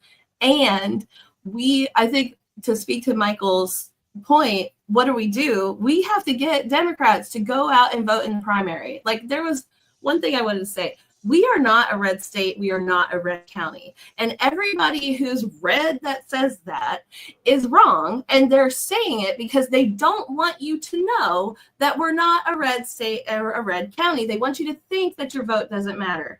Well, your vote is the ultimate silent protest. So if we can get people, if you're in a church or if you're in a hierarchy and you don't feel like you have a voice, woman, man, child, 18 years old enough, go vote. Go vote. Pull a primary ballot and vote for somebody. We need to get people to vote because we're not red. And we're not red. Okay. Not red. Thank you. And in the general election, nobody's checking. In the words of Destiny Wells, yes. Nobody's checking your votes in the general election. You can be a Republican and vote for a Democrat that you like as a person or for policy. Just one vote for one person does not make you a Democrat. It's not a marriage. You're probably already a Democrat. You don't even know it. It's not a marriage, right? They're afraid to say the word. Voting for a Democrat, if you're a Republican, isn't a marriage to the Democratic Party. It is a chess move. It's a chess move. Yeah, and there just may be somebody like Ethan that's that good. You just have to break party rank and vote for him. I'm extremely, extremely appealing as a person. Yeah. I check all the boxes. Hey, well, you know what's not appealing? Being acquired by the United States, at least according to the people of Greenland. But this week, Denmark summoned their U.S. envoy over claims of American interference in Greenland. So, Denmark's foreign minister summoned the top U.S. diplomat in the country for talks after the main national broadcaster reported Wednesday that at least 3 people with connections to President Trump have been carrying out covert influence operations in Greenland. One of those people allegedly compiled a list of U.S.-friendly Greenlanders, collected names of people opposed to Trump, and got locals to point out cases that could be used to cast Denmark in a bad light in American media. 2 others have tried to nurture contacts with politicians, business people, and locals, according to the report. Trump has repeatedly said he seeks U.S. jurisdiction over Greenland, a vast semi-autonomous territory of Denmark. He has not ruled out military force to take control of the mineral-rich, strategically located Arctic island. Ethan, are we still doing this Greenland thing here? Donald Trump was best friends with Jeffrey Epstein for decades and is in the files and is 100% preyed on underage girls and committed unspeakable acts. It's a fact. He will invade Greenland to avoid that subject. I have no doubt about it whatsoever. He will commit international crimes and lead us into war to avoid the fact that it is a public, like Robin Williams made the joke before he passed away that Donald Trump owning beauty pageants is like Michael Vick owning pet stores. Like this is it isn't, everybody knows who this man is, has always known who this man is. It is not a secret. And yes, I believe Greenland is in danger because we know exactly who he is. Epstein Island. You guys want to talk about islands? Greenland's an island. I love it. They got minerals. I'm sitting here like, wait, I'm a totally different take since this is a Jewel, right? Like, I love that. Totally forgot about that. I hear Jewel, or we have a geologist in the panel here, right? We do. This wise human. And I'm sitting here like, well, yeah, if he gets Greenland and he gets this, all of the people that he wants to connect can connect in an easy breezy circle. So like you went Amnesty route. I didn't even think about that. I see you just obviously over and over. It is a policy of chaos. It is a policy of distraction. It is a policy of control. It is all for the purpose of amassing power and wealth, right? That's the main policy goal, is amassing power and wealth, and whatever you can do to, loosen things up, make people scared, shut things down. But also, and especially, there are no files. There are no files. He was never in them. It's a hoax. He's trying to save Bill Clinton, and on and on and on and on and on. Our president has committed unspeakable acts against underage girls. We know it. The evidence is there. It is so frightful that they are deploying everything they possibly can to keep their base from talking about it and to keep it out of the news. Donald Trump is a pedophile. There. Yeah. Well, I apologize for the morbid segue, but speaking of horrific crimes committed against children, let's talk about this week in Israel and Palestine. So this week, the IDF began an offensive on Gaza City, saying they've begun the initial stages of this military operation, declaring the largest urban center in the territory a combat zone. Israeli forces have killed at least 77 Palestinians across Gaza, including 47 in northern Gaza City, as the military intensifies its campaign and are attempting to displace about 1 million people still living in Gaza City. On Saturday, the dead included 11 Palestinians who were shot dead while waiting for food aid, and came as the Ministry of Health announced that 10 more people had died of malnutrition in the last 24-hour period.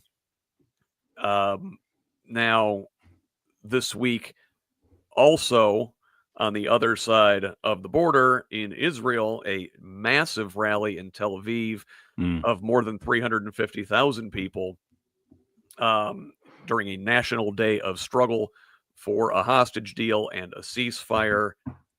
A quote from someone from the Hostages and Missing Families Forum said, "The government must sign the deal that is currently on the table, and the entire nation demands an end to the war and the return of all hostages."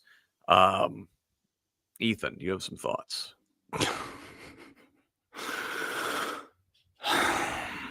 Sorry, it's just a lot to I was looking at some articles while you were talking about that, and it I think that that everybody knows, because you can see the excuses that are still being made. You can see the way it's still trying to be rationalized. I just try to picture something the scale of the destruction of Gaza here in southern Indiana, where I live, along the Ohio River. We're talking Clarksville, Jeffersonville, New Albany are flattened. They're gone. Half of the children who live in our area are dead.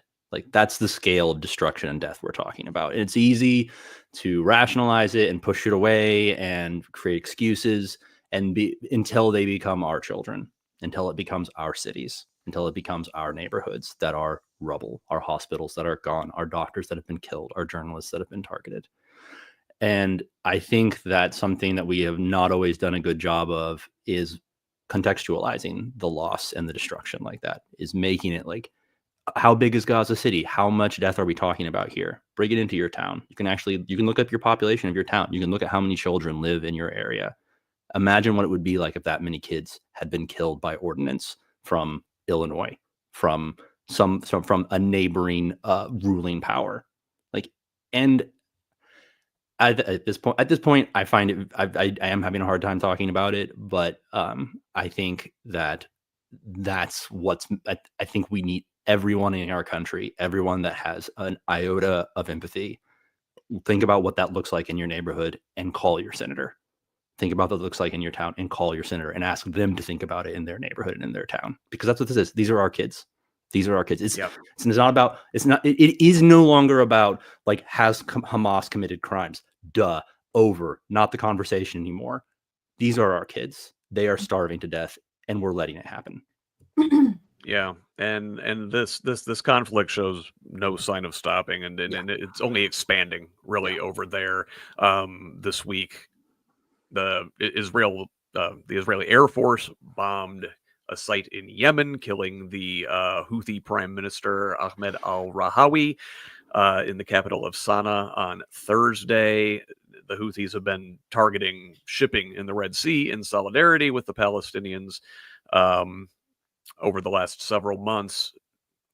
Since the start of the war nearly 2 years ago, Israel has been using its vast intelligence advantage to target proxies, Iran's proxies in the Middle East, including the Houthis, but also they assassinated Hamas's political leader last year in Tehran, and 2 months later killed the Hezbollah leader in Beirut. I should also note that this week, the U.S. government, under Secretary of State Marco Rubio, rescinded the visas of Palestinian Authority President Mahmoud Abbas, head of next month's high-level United Nations General Assembly meetings. Michael, any quick thoughts on Israel before we move on? I support the people of Israel, not their leader. I think just like we don't want to always be held to, in a general sense, to the thoughts of Donald Trump. I know certainly the folks on this don't want to. The people of Israel don't all agree with Benjamin Netanyahu either. So always keep that in mind, that we're not anti-Semitic in any way. We're anti-Netanyahu when we're talking about Israel's war crimes. Mm-hmm. And, the typical eye for an eye, and we all go blind. If we don't, we're one human race across the globe, and we need to figure out how to live together. Yes, and there is still war taking place in Eastern Europe as well. Russia and Ukraine still going at it, as we are, coming up on 3 years soon of this war. So this week, large-scale Russian air assaults. Russia launched 2 major attacks over Ukrainian cities this week, killing at least 25 people in Kiev and hitting 14 more regions of Ukraine with at least 600 drones and missiles, according to one Ukrainian official. According to a speech to his deputies, Russian Chief of Staff Valery Gerasimov also said that Russian forces now control over 99% of Ukraine's Luhansk region, 79% of the Donetsk region, 74% of the Zaporizhia region, and 76% of the Kherson region. He went on to claim that Russian troops have almost completely blockaded the city of Kupiansk and control about half of its area. So Russia also advanced in the region, the city of Dnipropetrovsk this week, confirming that Russian forces have entered that region for the first time. Renee, this thing's still grinding on, but it looks like day by day by day, Russians are making advances more and more. Yeah, it's disgusting. Like, I'm always reminded of now I forget which astronaut it was, but there's a quote on that one of them made. It was the one who took the picture of Earth from space. I think it was Neil Armstrong. I don't want to get in trouble for saying the wrong one. Where he basically says, if every world leader had to come and have this view, there would be no war, right? Like, war, what is it good for? Like, it's nothing. Absolutely nothing. But religion, territory, lack of knowing other people's, caring about other person's humanity is why we have war, and there's really no reason for it, except somebody else wants the money or whatever. And that's a very simplistic statement. I recognize that.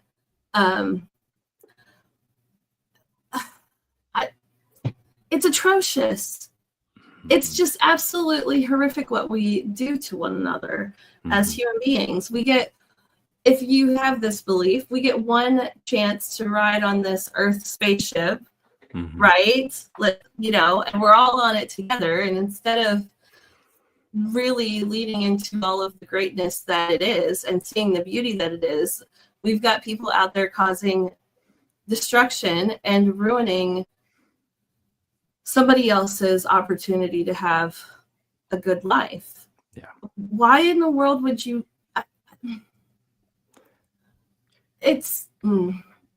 Renee, I had to go look it up because I love that quote too. It's Edgar Mitchell from the Apollo 14 mission, and he says, "You want to grab a politician by the scruff of the neck and drag him 250,000 miles out and say, 'Look at that, you son of a bitch.'"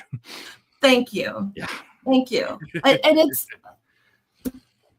my God, like I have multiple Instagram pages. One that I started when I was running for city council, and I followed the Gaza, because your algorithm, for those who may be watching and don't know, is based, I mean, like my main Instagram, it has everything on there, but I went and purposefully followed Gaza and Ukraine and these things, the news stations from there, or podcasters or whatever, people who are there and living there.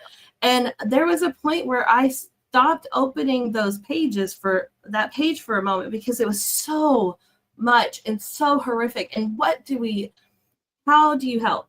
How do you, knowing that it's happening and acknowledging it, if that's the least thing you can do that. Because we can't ignore it, right? Like this happened in Africa in the 80s and 90s, where the Ethiopian, all of the atrocities, right? And when you look back in history, anybody who loves it at all, when you realize something was happening and you just didn't know and no one was talking about it, it just makes you a bit crazy. And to that same point, I want to say there are some people who since they don't know what to do, they won't do anything, right? At least following the news stations on, if you're on social media or whatever, it helps them because they know that they're getting the word out of what's really happening. And I'm speaking more to like the people on the ground living there. There are influencers still who are literally trying to share what's happening. And bringing it back to America for a minute, Trump shut down the news. I'm going to get this wrong because certain words don't stick in my brain, but the broadcasts that Americans didn't get about the news, but the rest of the world was getting, speaking about America's governmental news. Is this clicking with someone? We're talking about Free America Radio. Oh, okay, there we go. Voice of America. Voice of America. Yeah. Okay. Okay. So that's not there, right? Trump shut it down. And so when the atrocity, like turn it around and look in your own neighborhood. When if atrocities, there are atrocities happening in America, if those can't get out and we were in the same position, what do we do? What do we ask for? You want your voice heard. You want people to know what's going on, right? And if that's the least you can do, at least follow some of those. The whole thing is just absolutely chaotic and ridiculous. That Ukraine, yeah.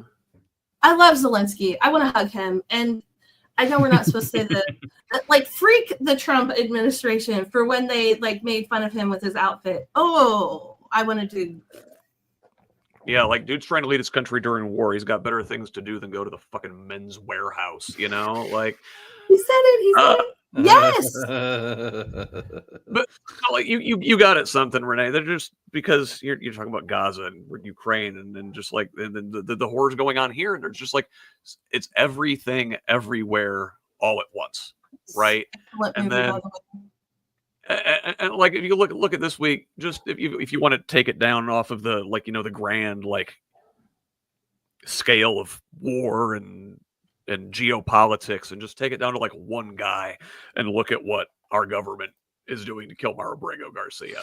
And this dude has suffered so much already, and it keeps going. So there was a bit of good news, a bit of respite.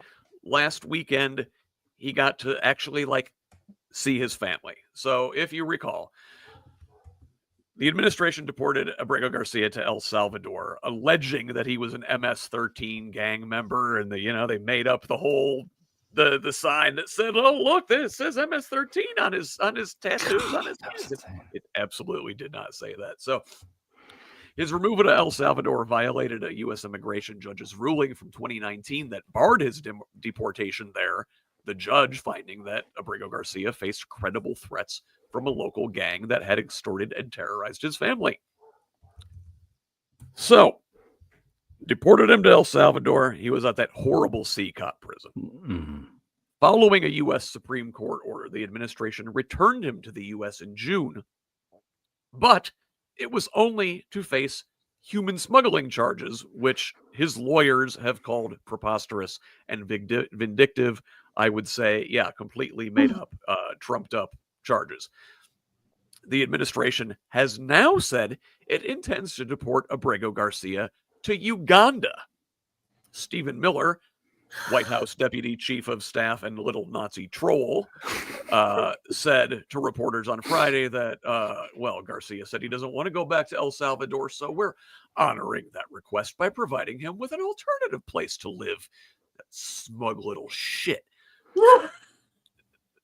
So what happened is the Garcia, or Abrego Garcia, they brought him back. They held him in Tennessee on these trumped up charges. Mm-hmm. Last weekend, he was freed last Friday and able to see his family for the weekend. Monday, he was required to check back in with ICE in Baltimore on Monday morning, and they rearrested him. U.S. District Court judge who has been overseeing this case said that the government is absolutely forbidden from deporting him at this time. Kilmar Abrego Garcia's case has come to encapsulate much of Donald Trump's hardline immigration agenda, and now Abrego Garcia's lawyers have put in an asylum request for their client. This is a new asylum request. It could provide a green card and a path to citizenship, but his petition must go through the U.S. immigration court system, which is part of Trump's DOJ. So, a lot here. Michael, tell me your thoughts here. Number one, were you glad to see Mr. Abrego Garcia get to see his family last weekend? Yeah, that's great, and appropriate for our theme that we've come up with, the humanity and doing the work. Again, they just want to throw charges out. They don't want to work, actually look into his case. They certainly are exhausting the U.S. population on this to where they're going to get more buy-in. I just put him in jail because we're sick of hearing his name, And, it just goes along with all the themes that this administration likes to use. Lack of humanity and a lack of actually doing what needs to be done. So I wish him all the best. I wish we could get down to whatever real case there may be for the gentleman. And, I'd like to see him not in jail when he's fighting this, because that is going to hamper his defense of all these things. So he should be, whether it's out on bail or whatever. And I haven't seen anything real yet anyway. So it'd be nice for them to move on. If they really want to be dicks, they couldn't just at least slap an ankle bracelet on the guy. I mean, he's not going anywhere. Yeah. But It's particularly gross. They're trying to save and- face, right? And it's like, we can't lose this poor guy. Like, we can't lose this one case. No matter what else happens, we're hanging our hat on destroying this man's life at the very least. And that's terrible. Ethan, Uganda, because it is titillating to ghouls. Uganda, because to those that take Stephen Miller seriously and do not recognize him as a reincarnated corpse, Uganda, because that's awesome. Yeah, because that's edgy, because that's cruel, because it is. Stephen Miller, Dracula called. He said you to get some sun. Yes. It is a way to flex total power and dominance over someone who has almost no power and agency. Literally, the outrage of millions is the only thing that is protecting Abrego Garcia. And it is something that everyone who was raised with conservative credentials like I was homeschooled all 12 grades. I was raised in a very conservative homeschooling movement. We were terrified of federal overreach. It was one of the biggest things we talked about. If the feds can kick down your door and haul you away and send you somewhere where your lawyer can't reach you and where your community can't reach you, that's what Democrats are trying to do. That's what the deep state is trying to do. But man, it sure is cool whenever they do it to a brown guy. This is the hypocrisy we need to talk about. This is the thing for me. This is where when I'm talking to my neighbors, when I'm talking to family, this is the point. It's like, it is a huge problem when the feds can do this kind of thing with impunity. Because if they can do it to Abrego Garcia, they can do it to you. And if they can, and if you think it's not going to happen to you because it's happening to Abrego Garcia, you are kidding yourself. You are kidding yourself. That's why due process is for all persons in the United States, not citizens, all persons, because the only thing that protects you from says you're a citizen is if you can prove it. And if you don't have the chance to prove it, you are the next Abrego Garcia, buddy. Exactly. And that's what you want to, grab like Victoria Sparks or Micah Beckwith by the collar and, very, very frankly, but firmly tell them that you disagree with them. Right? Secret Service, I did not just threaten grabbing these folks. But no, because they get it wrong. They're like, well, no, if you're illegal, you don't deserve due process. Well, how do you prove you're here illegally if you don't you get due process? I don't know. I don't even know where to begin. Yeah, because it's just it's cruelty for cruelty's sake. It's kind of cliche at this point to say that, but you're taking a guy who's here legally from El Salvador and you're going to ship him to Africa, someplace where he has no connection whatsoever. And I mean, again, if you're, like you were talking about being raised in a conservative environment, and to mind your own business and not be the world's police, why the hell do we have sites in Uganda where we're sending people? The dissonance is strong, Scott. The dissonance is strong. Yes, well, it is. Every movement needs yeah, go ahead. Just every movement, they want to focus on one thing, right? Because if you can get an enemy, then you can get people behind you to support your reasoning, right? And so they make enemies out of trans people right now. We've done it in the past for every thing. And so calling out what it is again, I don't want to ever give them more of a spotlight for their cruelty, but yet call out what they're doing, right? So what are they doing? They're looking for an enemy. And why are we sending them to Uganda? Let's call out the crazy, and then maybe somebody will hear and take their disillusionment. And it's when you go to the eye doctor and they, number one or number two? Number one or number two? Oh, turns out I can see better now. the little thing, right?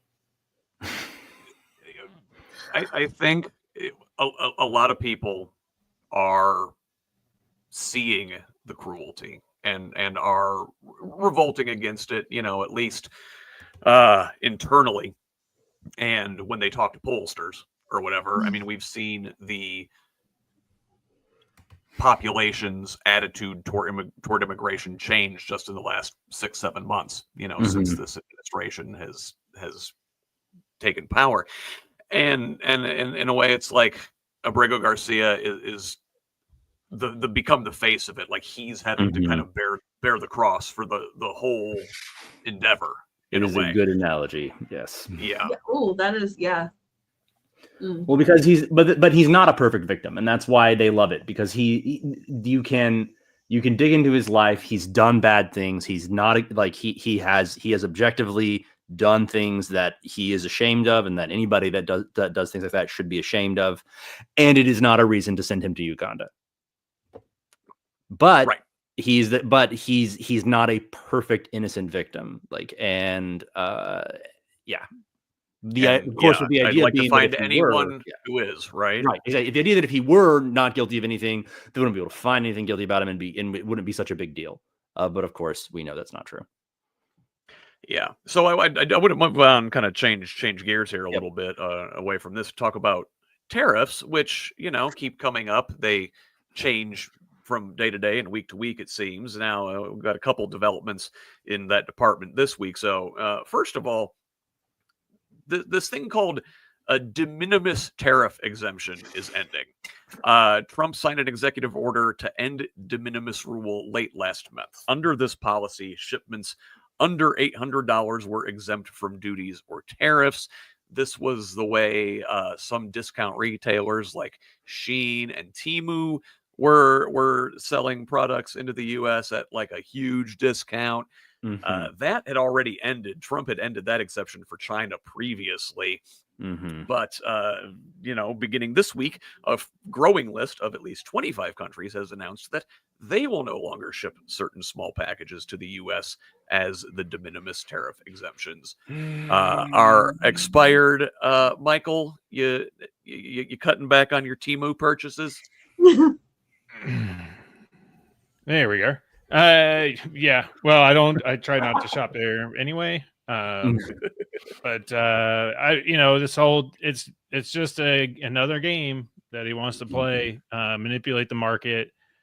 He's like a little child that's like, whoa, look what I can do. And whether it's a child on when they figure out Steam on a window, right? And they're just putting their handprints everywhere and putting their face on the window and making lips and the little footprint with your hand and the dot. Like he's just like, oh, look, let me try this with the market. Let me try this with the market. Like there's lots of things. Like, yeah, can we maybe balance trade in a way that is good for our markets, their markets, however, probably, it could probably be improved, but the way it's being handled is not. It's like, again, it's just a child throwing, rolling dice and using these huge fluctuations from these declarations to gain profits,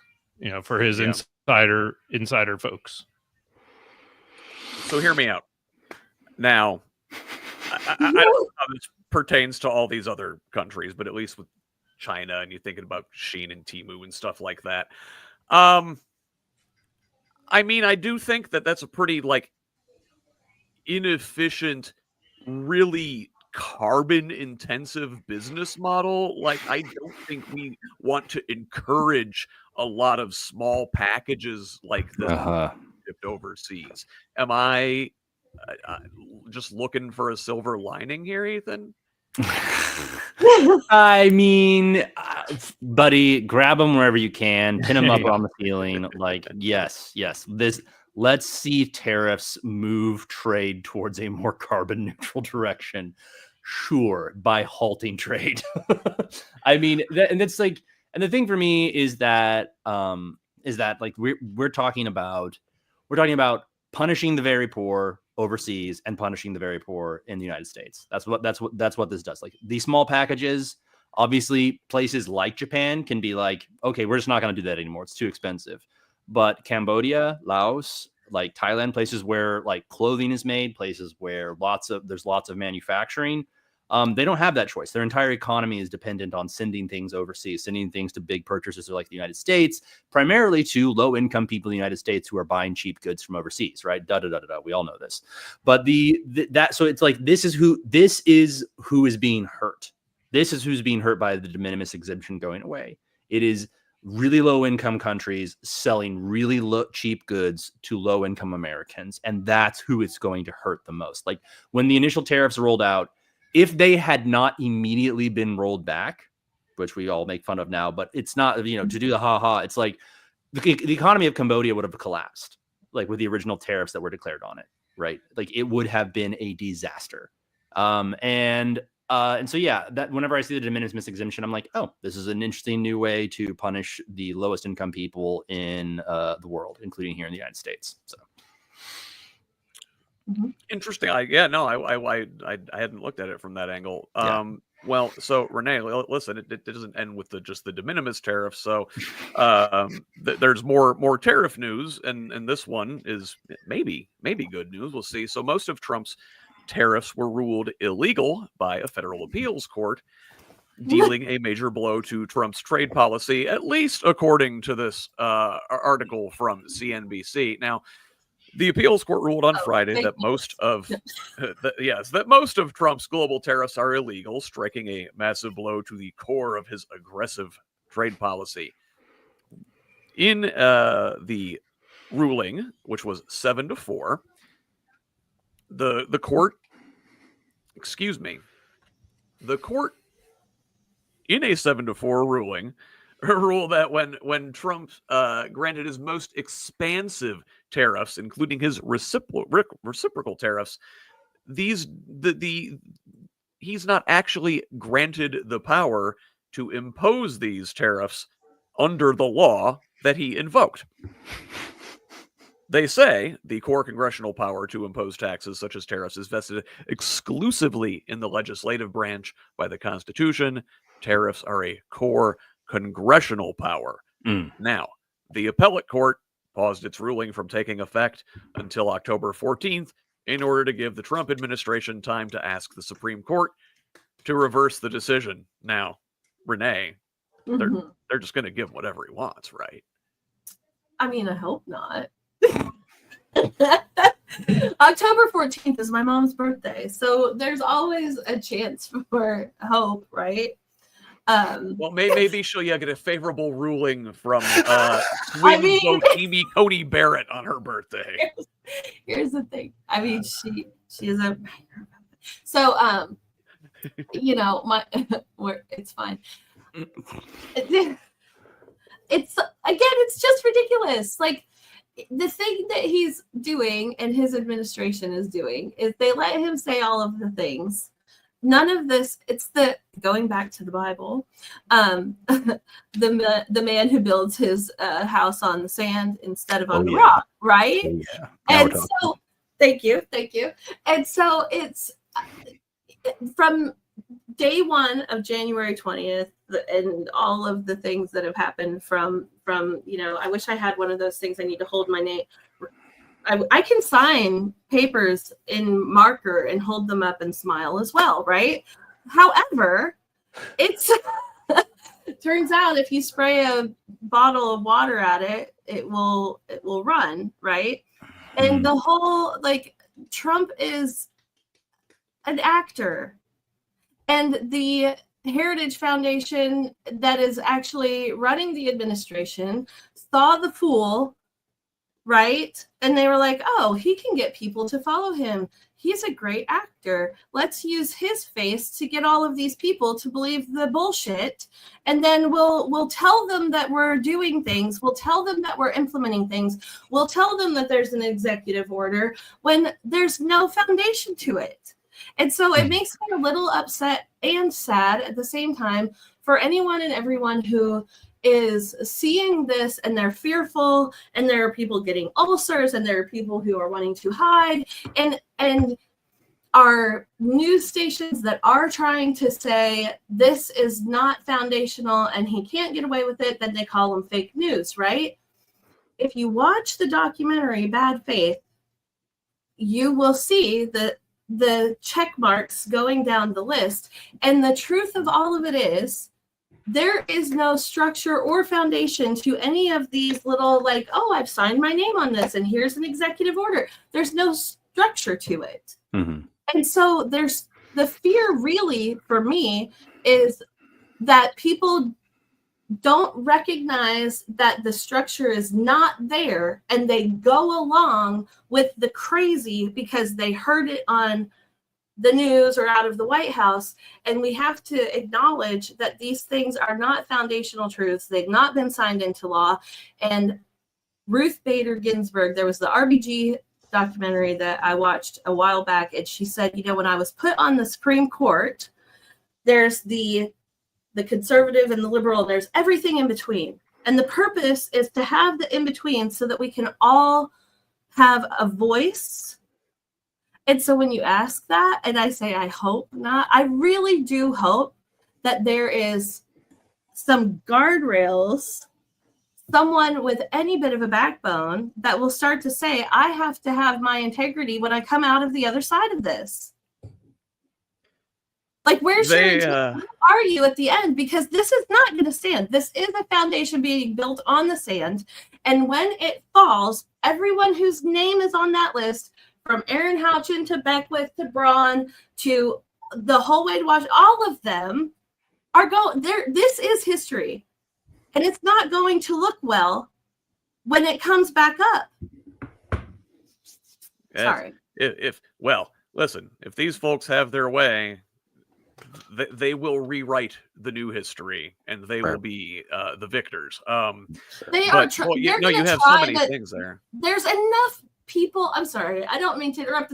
Yes, and there's enough. They can't erase everything. Like, I hate what they're doing at the museum in Washington. All of that, right? They're gonna try, but there are people with integrity. There are backups of truth.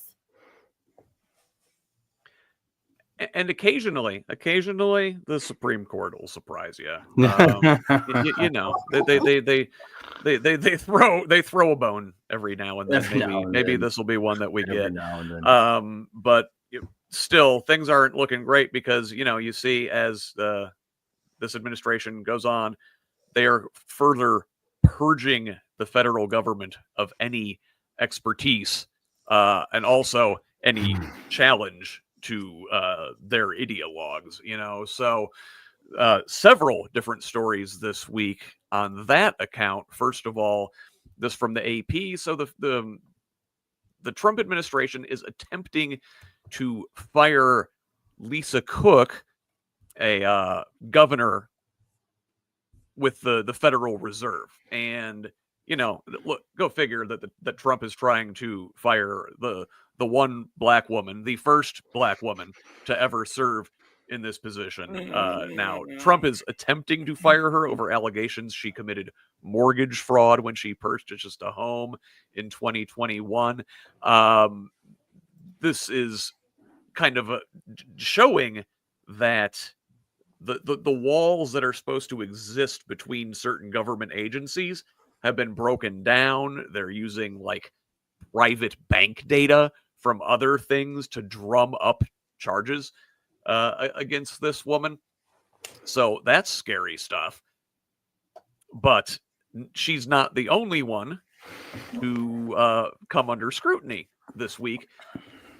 So the CDC director, Dr. Susan Monterez, who's only been there since July, has been removed from her position already, and several high-level veteran agency officials resigned after word spread about her departure. So, not like, mind you, this is somebody that was appointed during the Trump administration what, a month ago? And they're already like, oh, wait, I'm sorry, you might have too much integrity. You recall last month there was a gunman like fired at the CDC, like several hundred rounds from a pharmacy across the street, killed a police officer and like shot out hundreds of windows. Her ouster, which was first reported by the Post, burst into public view over several tumultuous hours on Wednesday. This I'm quoting from an article on CNN now. Just weeks into her tenure as director, she has clashed with HHS Secretary Robert F. Kennedy over vaccine policy and her refusal to fire several veteran CDC leaders, according to people familiar with the situation. So I want to open this up to you, Michael. I'm going to come back to you here. Couple thoughts on first the reserve governor, Lisa Cook, and then the CDC director, both being targeted this week. The CDC director out, the board governor challenging her ouster through the courts. Yeah, well, the first thing that comes to mind is it's humorous that Trump is getting on somebody about fraud. Like, right? But I mean, it's so typical. It's fraud. Like, you call that fraud? They're always pointing out the things they're doing wrong. Like, so again, there's not a whole lot to say on it because it's just a constant theme, through the show, through the whole administration. So that's my takeaway is like, yeah, Trump's getting on somebody about mortgage fraud. Sure, he's never had that problem. And then I find it interesting somebody leaving that came into the Trump administration because I mean she had to know what she was getting into.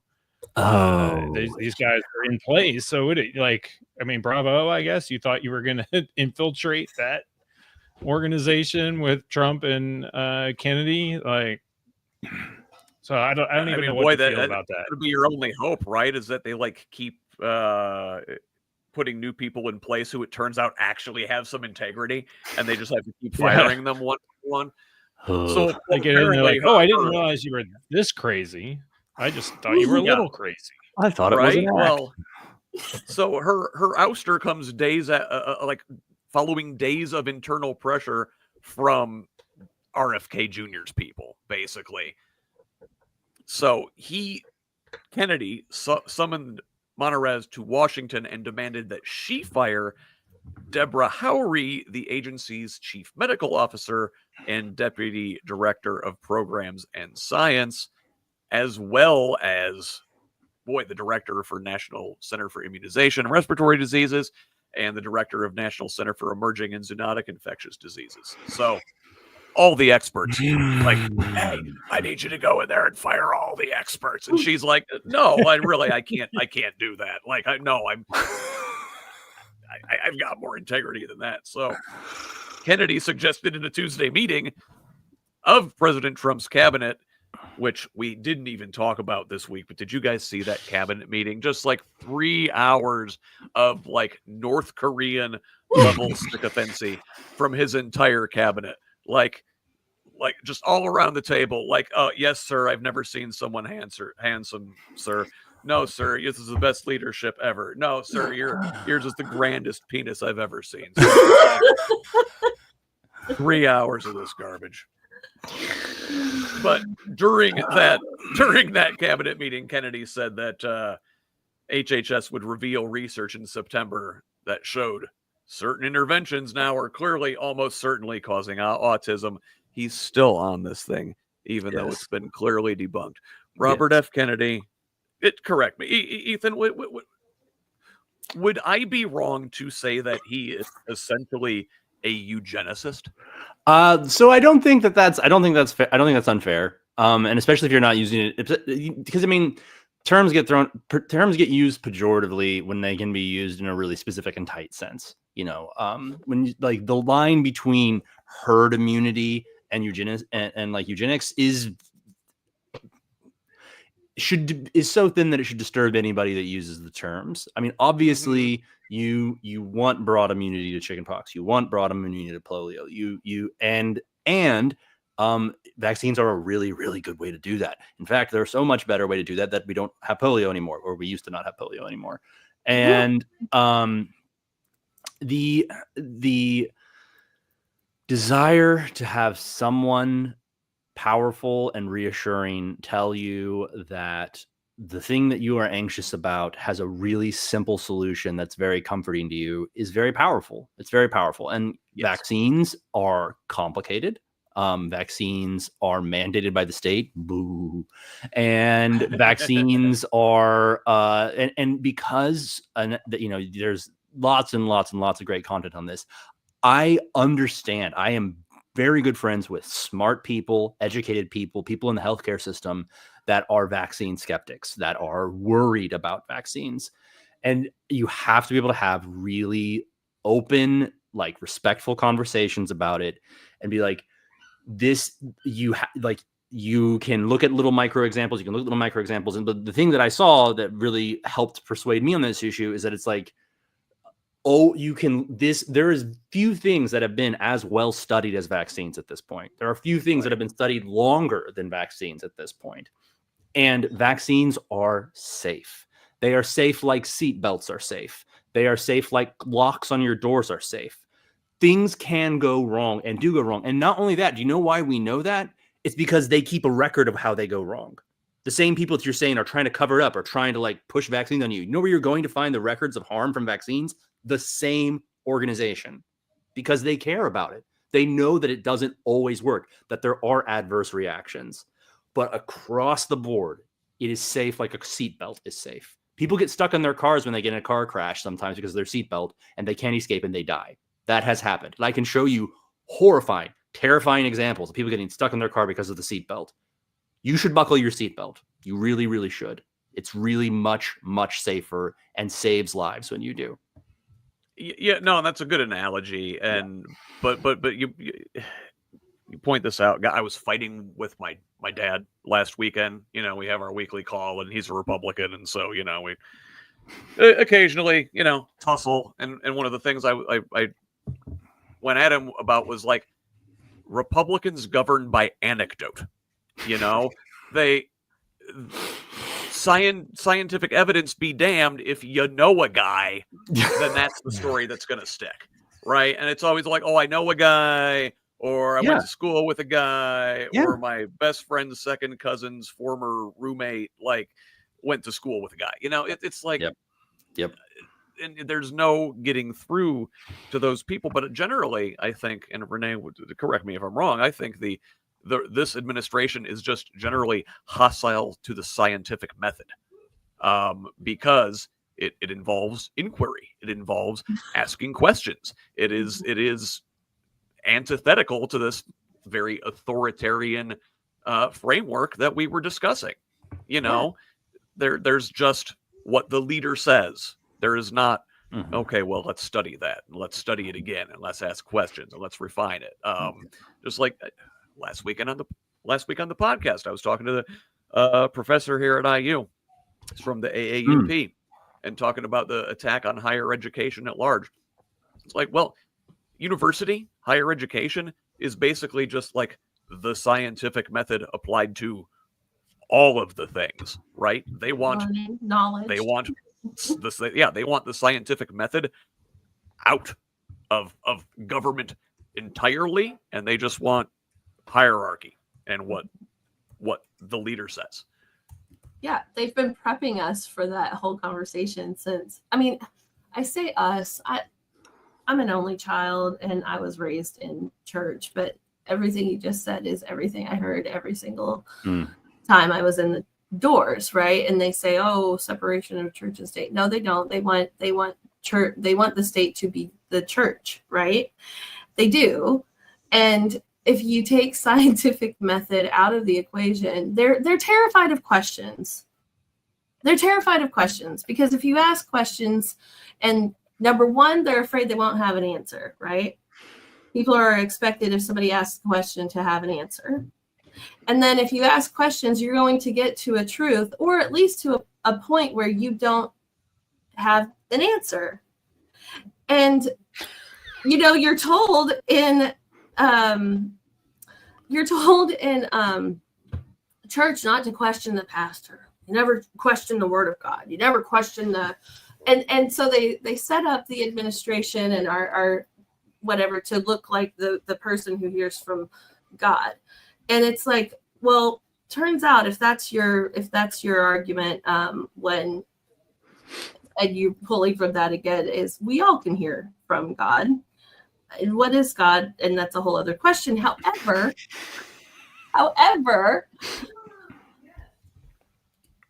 like, it's all of are we really this dense? We're not. People are smarter than all of these things. And, I talked to you, Scott, when you had recently gotten off the phone with that conversation last week. Oh, yeah. In my own family who may or may not be watching this, and whatever, they are my Renee's family. Opposite, right? Okay, but not the ones I've raised. So you're welcome. But it's you all. If they didn't know what the delivery of the information was coming from, and it didn't have the label of Democrat or liberal or whatever, and they just read the information, whatever it is, they're smart enough to choose and do the right thing. And that's why I get so frustrated and angry is you're smarter than this, and yet you're listening to an administration or people who are trying to tell you you're dumb. And at any point when you're smart and have a thought on your own, then you're supposed to question it. And, maybe they know something that I don't know. Or my friend got sick because they had whatever it was. And you're right, Scott, you're right. Because they think that if I'll just stop. I'm speaking to the choir. I'm preaching to the choir. Like you all know. And we can all be better than that. And we have to be. Yeah. But it helps to talk it out. It helps to go through this. It helps to talk about people we know and maybe how they get there. Because I do think a lot. What is like the all off of us ramp are trying or to the put on ourselves ramp? in that mind. Right? What's the off ramp or the on ramp? How do we have the conversation without destroying relationship and create relationship? Right? Yeah. I say it as if I'm mad or irritated, and there's a huge part of that is.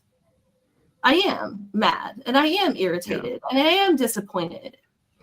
And then I'm frustrated that I love these people who believe this stuff. Yeah. Well, because they also raised me and I don't believe these things. And well, but listen, there were certain things that I at least thought we all agreed on. Ethan briefly hinted at it a little bit ago, and this will be our last story here in the U.S. is Trump's continued military occupation, and like Ethan was saying, ooh, tyrannical government. That was always supposed to be the big scary thing that the right wing talked about, and I thought we all agreed on that one, that troops in American streets was bad, that we shouldn't have that. And again, if you look at the statistics, if you look at the polling, people agree. But we're going to find out, as you talk to people, like I found out talking to my dad last weekend, there are folks on the right who are going to say, maybe it's not such a bad idea. I don't know. Michael, so the Trump occupation continued in Washington, right? They're still there, intimidating folks, doing a whole lot of standing around. But it looks like Trump is laying the groundwork to send troops into Chicago next. And Chicago Mayor Brandon Johnson signed an executive order to do his best, basically, within his power to resist a planned immigration crackdown and National Guard deployment in his city. So it's called the Protecting Chicago executive order. He signed it yesterday as the Trump administration prepares to conduct a major immigration enforcement operation, possibly starting this week. Sources say hundreds of immigration enforcement agents could be coming to Chicago, and they are expected to be stationed at Naval Station Great Lakes, which a lot of people I know who've been in the Navy went through there, did their training in there, and probably are none too happy to find that this place is going to be used for, unconstitutional illegal detentions. And leaders from all levels of the government have been calling out the plans, including Governor J.B. Pritzker. Michael, did you see Pritzker's speech earlier this week? I have not. I can imagine what it was. I've seen a number of his speeches, but I did not see that one. Very true. Pritzker gave quite a barn burner. On Monday, he railed against the president for suggesting he would deploy federal forces and accused the administration of, quote, searching for ways to lay out the groundwork to circumvent our democracy, militarize our cities, and end elections. Right? Sounds like exactly what they're doing. But Pritzker continued, if this was really about fighting crime and making the streets safe, what possible justification could the White House have for planning such an exceptional action without any conversations or consultations with the governor, the mayor, or the police? Ethan, I don't know. Good question from the governor, right? Yes. We talked briefly about the fantasy of control, the fantasy of total domination, of being able to, it's the outlaw sheriff that rolls in the Western movie. It's the rogue captain, leaving his unit to go do what has to be done. It's Kiefer Sutherland in 24. It's this fantasy that about power and justice through violence that just has white guys are just gripped in, and especially as you tend towards more extremism. And I just want to say 2 words to every American citizen, everyone in Chicago, everyone in DC: jury annulment. Okay, like that's what we were seeing with the Sandwich Man, right? I wanted to talk about this guy. Yeah, Sandwich Man hits a Fed with his sandwich, almost gets away. Really impressive running, good for him. Everybody, don't skip cardio. You cannot afford to skip cardio. But he smacks a federal officer with occupying DC with a sandwich, is arrested, and they cannot get a grand jury to convict this man. Say it again. Jury what? Say it again. Jury annulment. It is what happens and it is a power that is vested in the people by the law, by the Constitution, where if the jury, and this is why trial by jury is so important. It's why trial by jury has almost ceased to exist in our country. I think it's less than 1% of all cases actually gets a trial by jury in the U.S. anymore.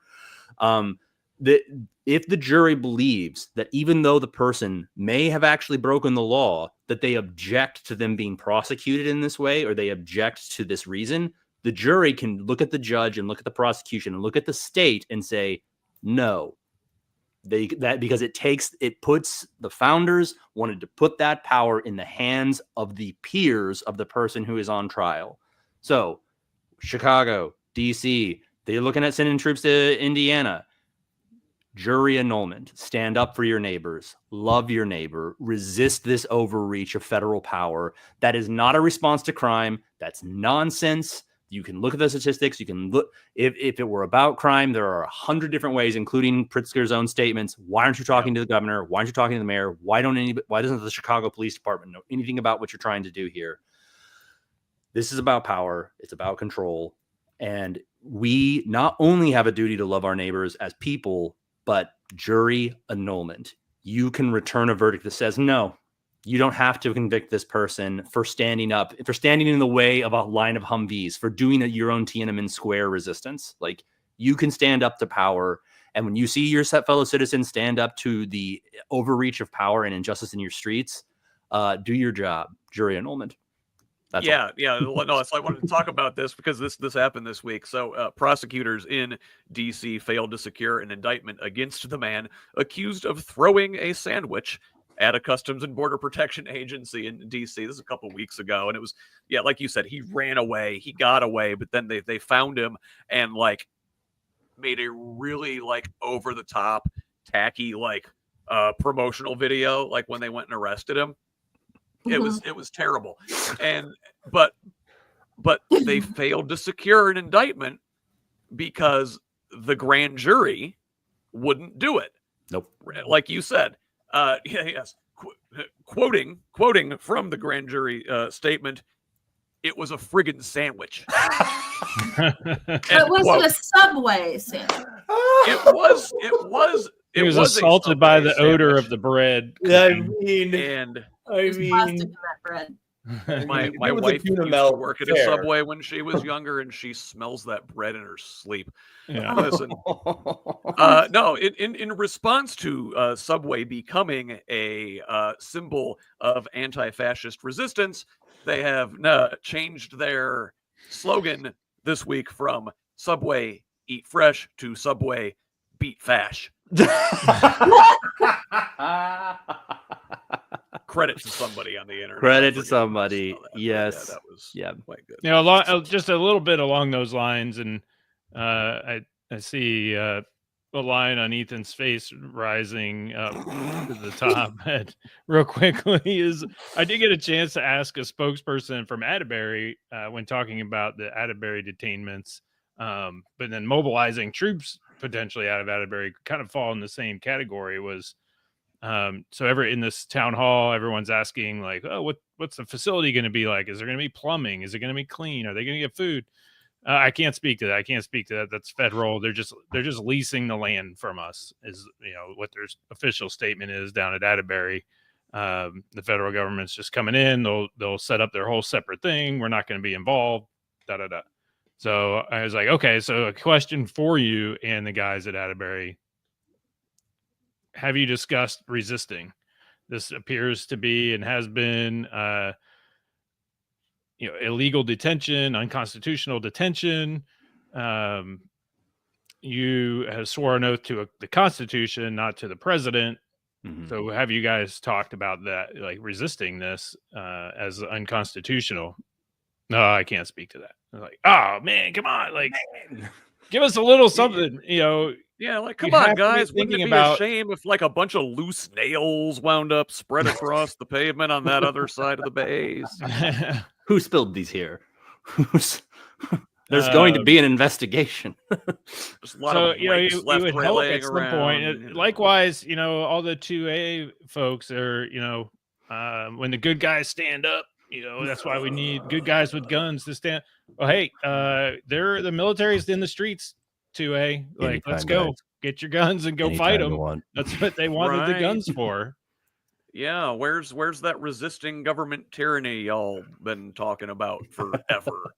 Go on, do a second amendment now. The one argument, we have to be able to resist the government taking us over. Oh, okay, and yeah, here it is. And those people are the ones cheering it on. In fact, signing up to help with the hostile government takeover. You got to love it. Irony. So listen, we're coming up on here 3 hours today. I've loved hanging out with you guys. The time has flown. We're here almost 3 hours. We haven't even gotten to do our one big thing. Like I think all of our bladders are telling us maybe we should stop for this week.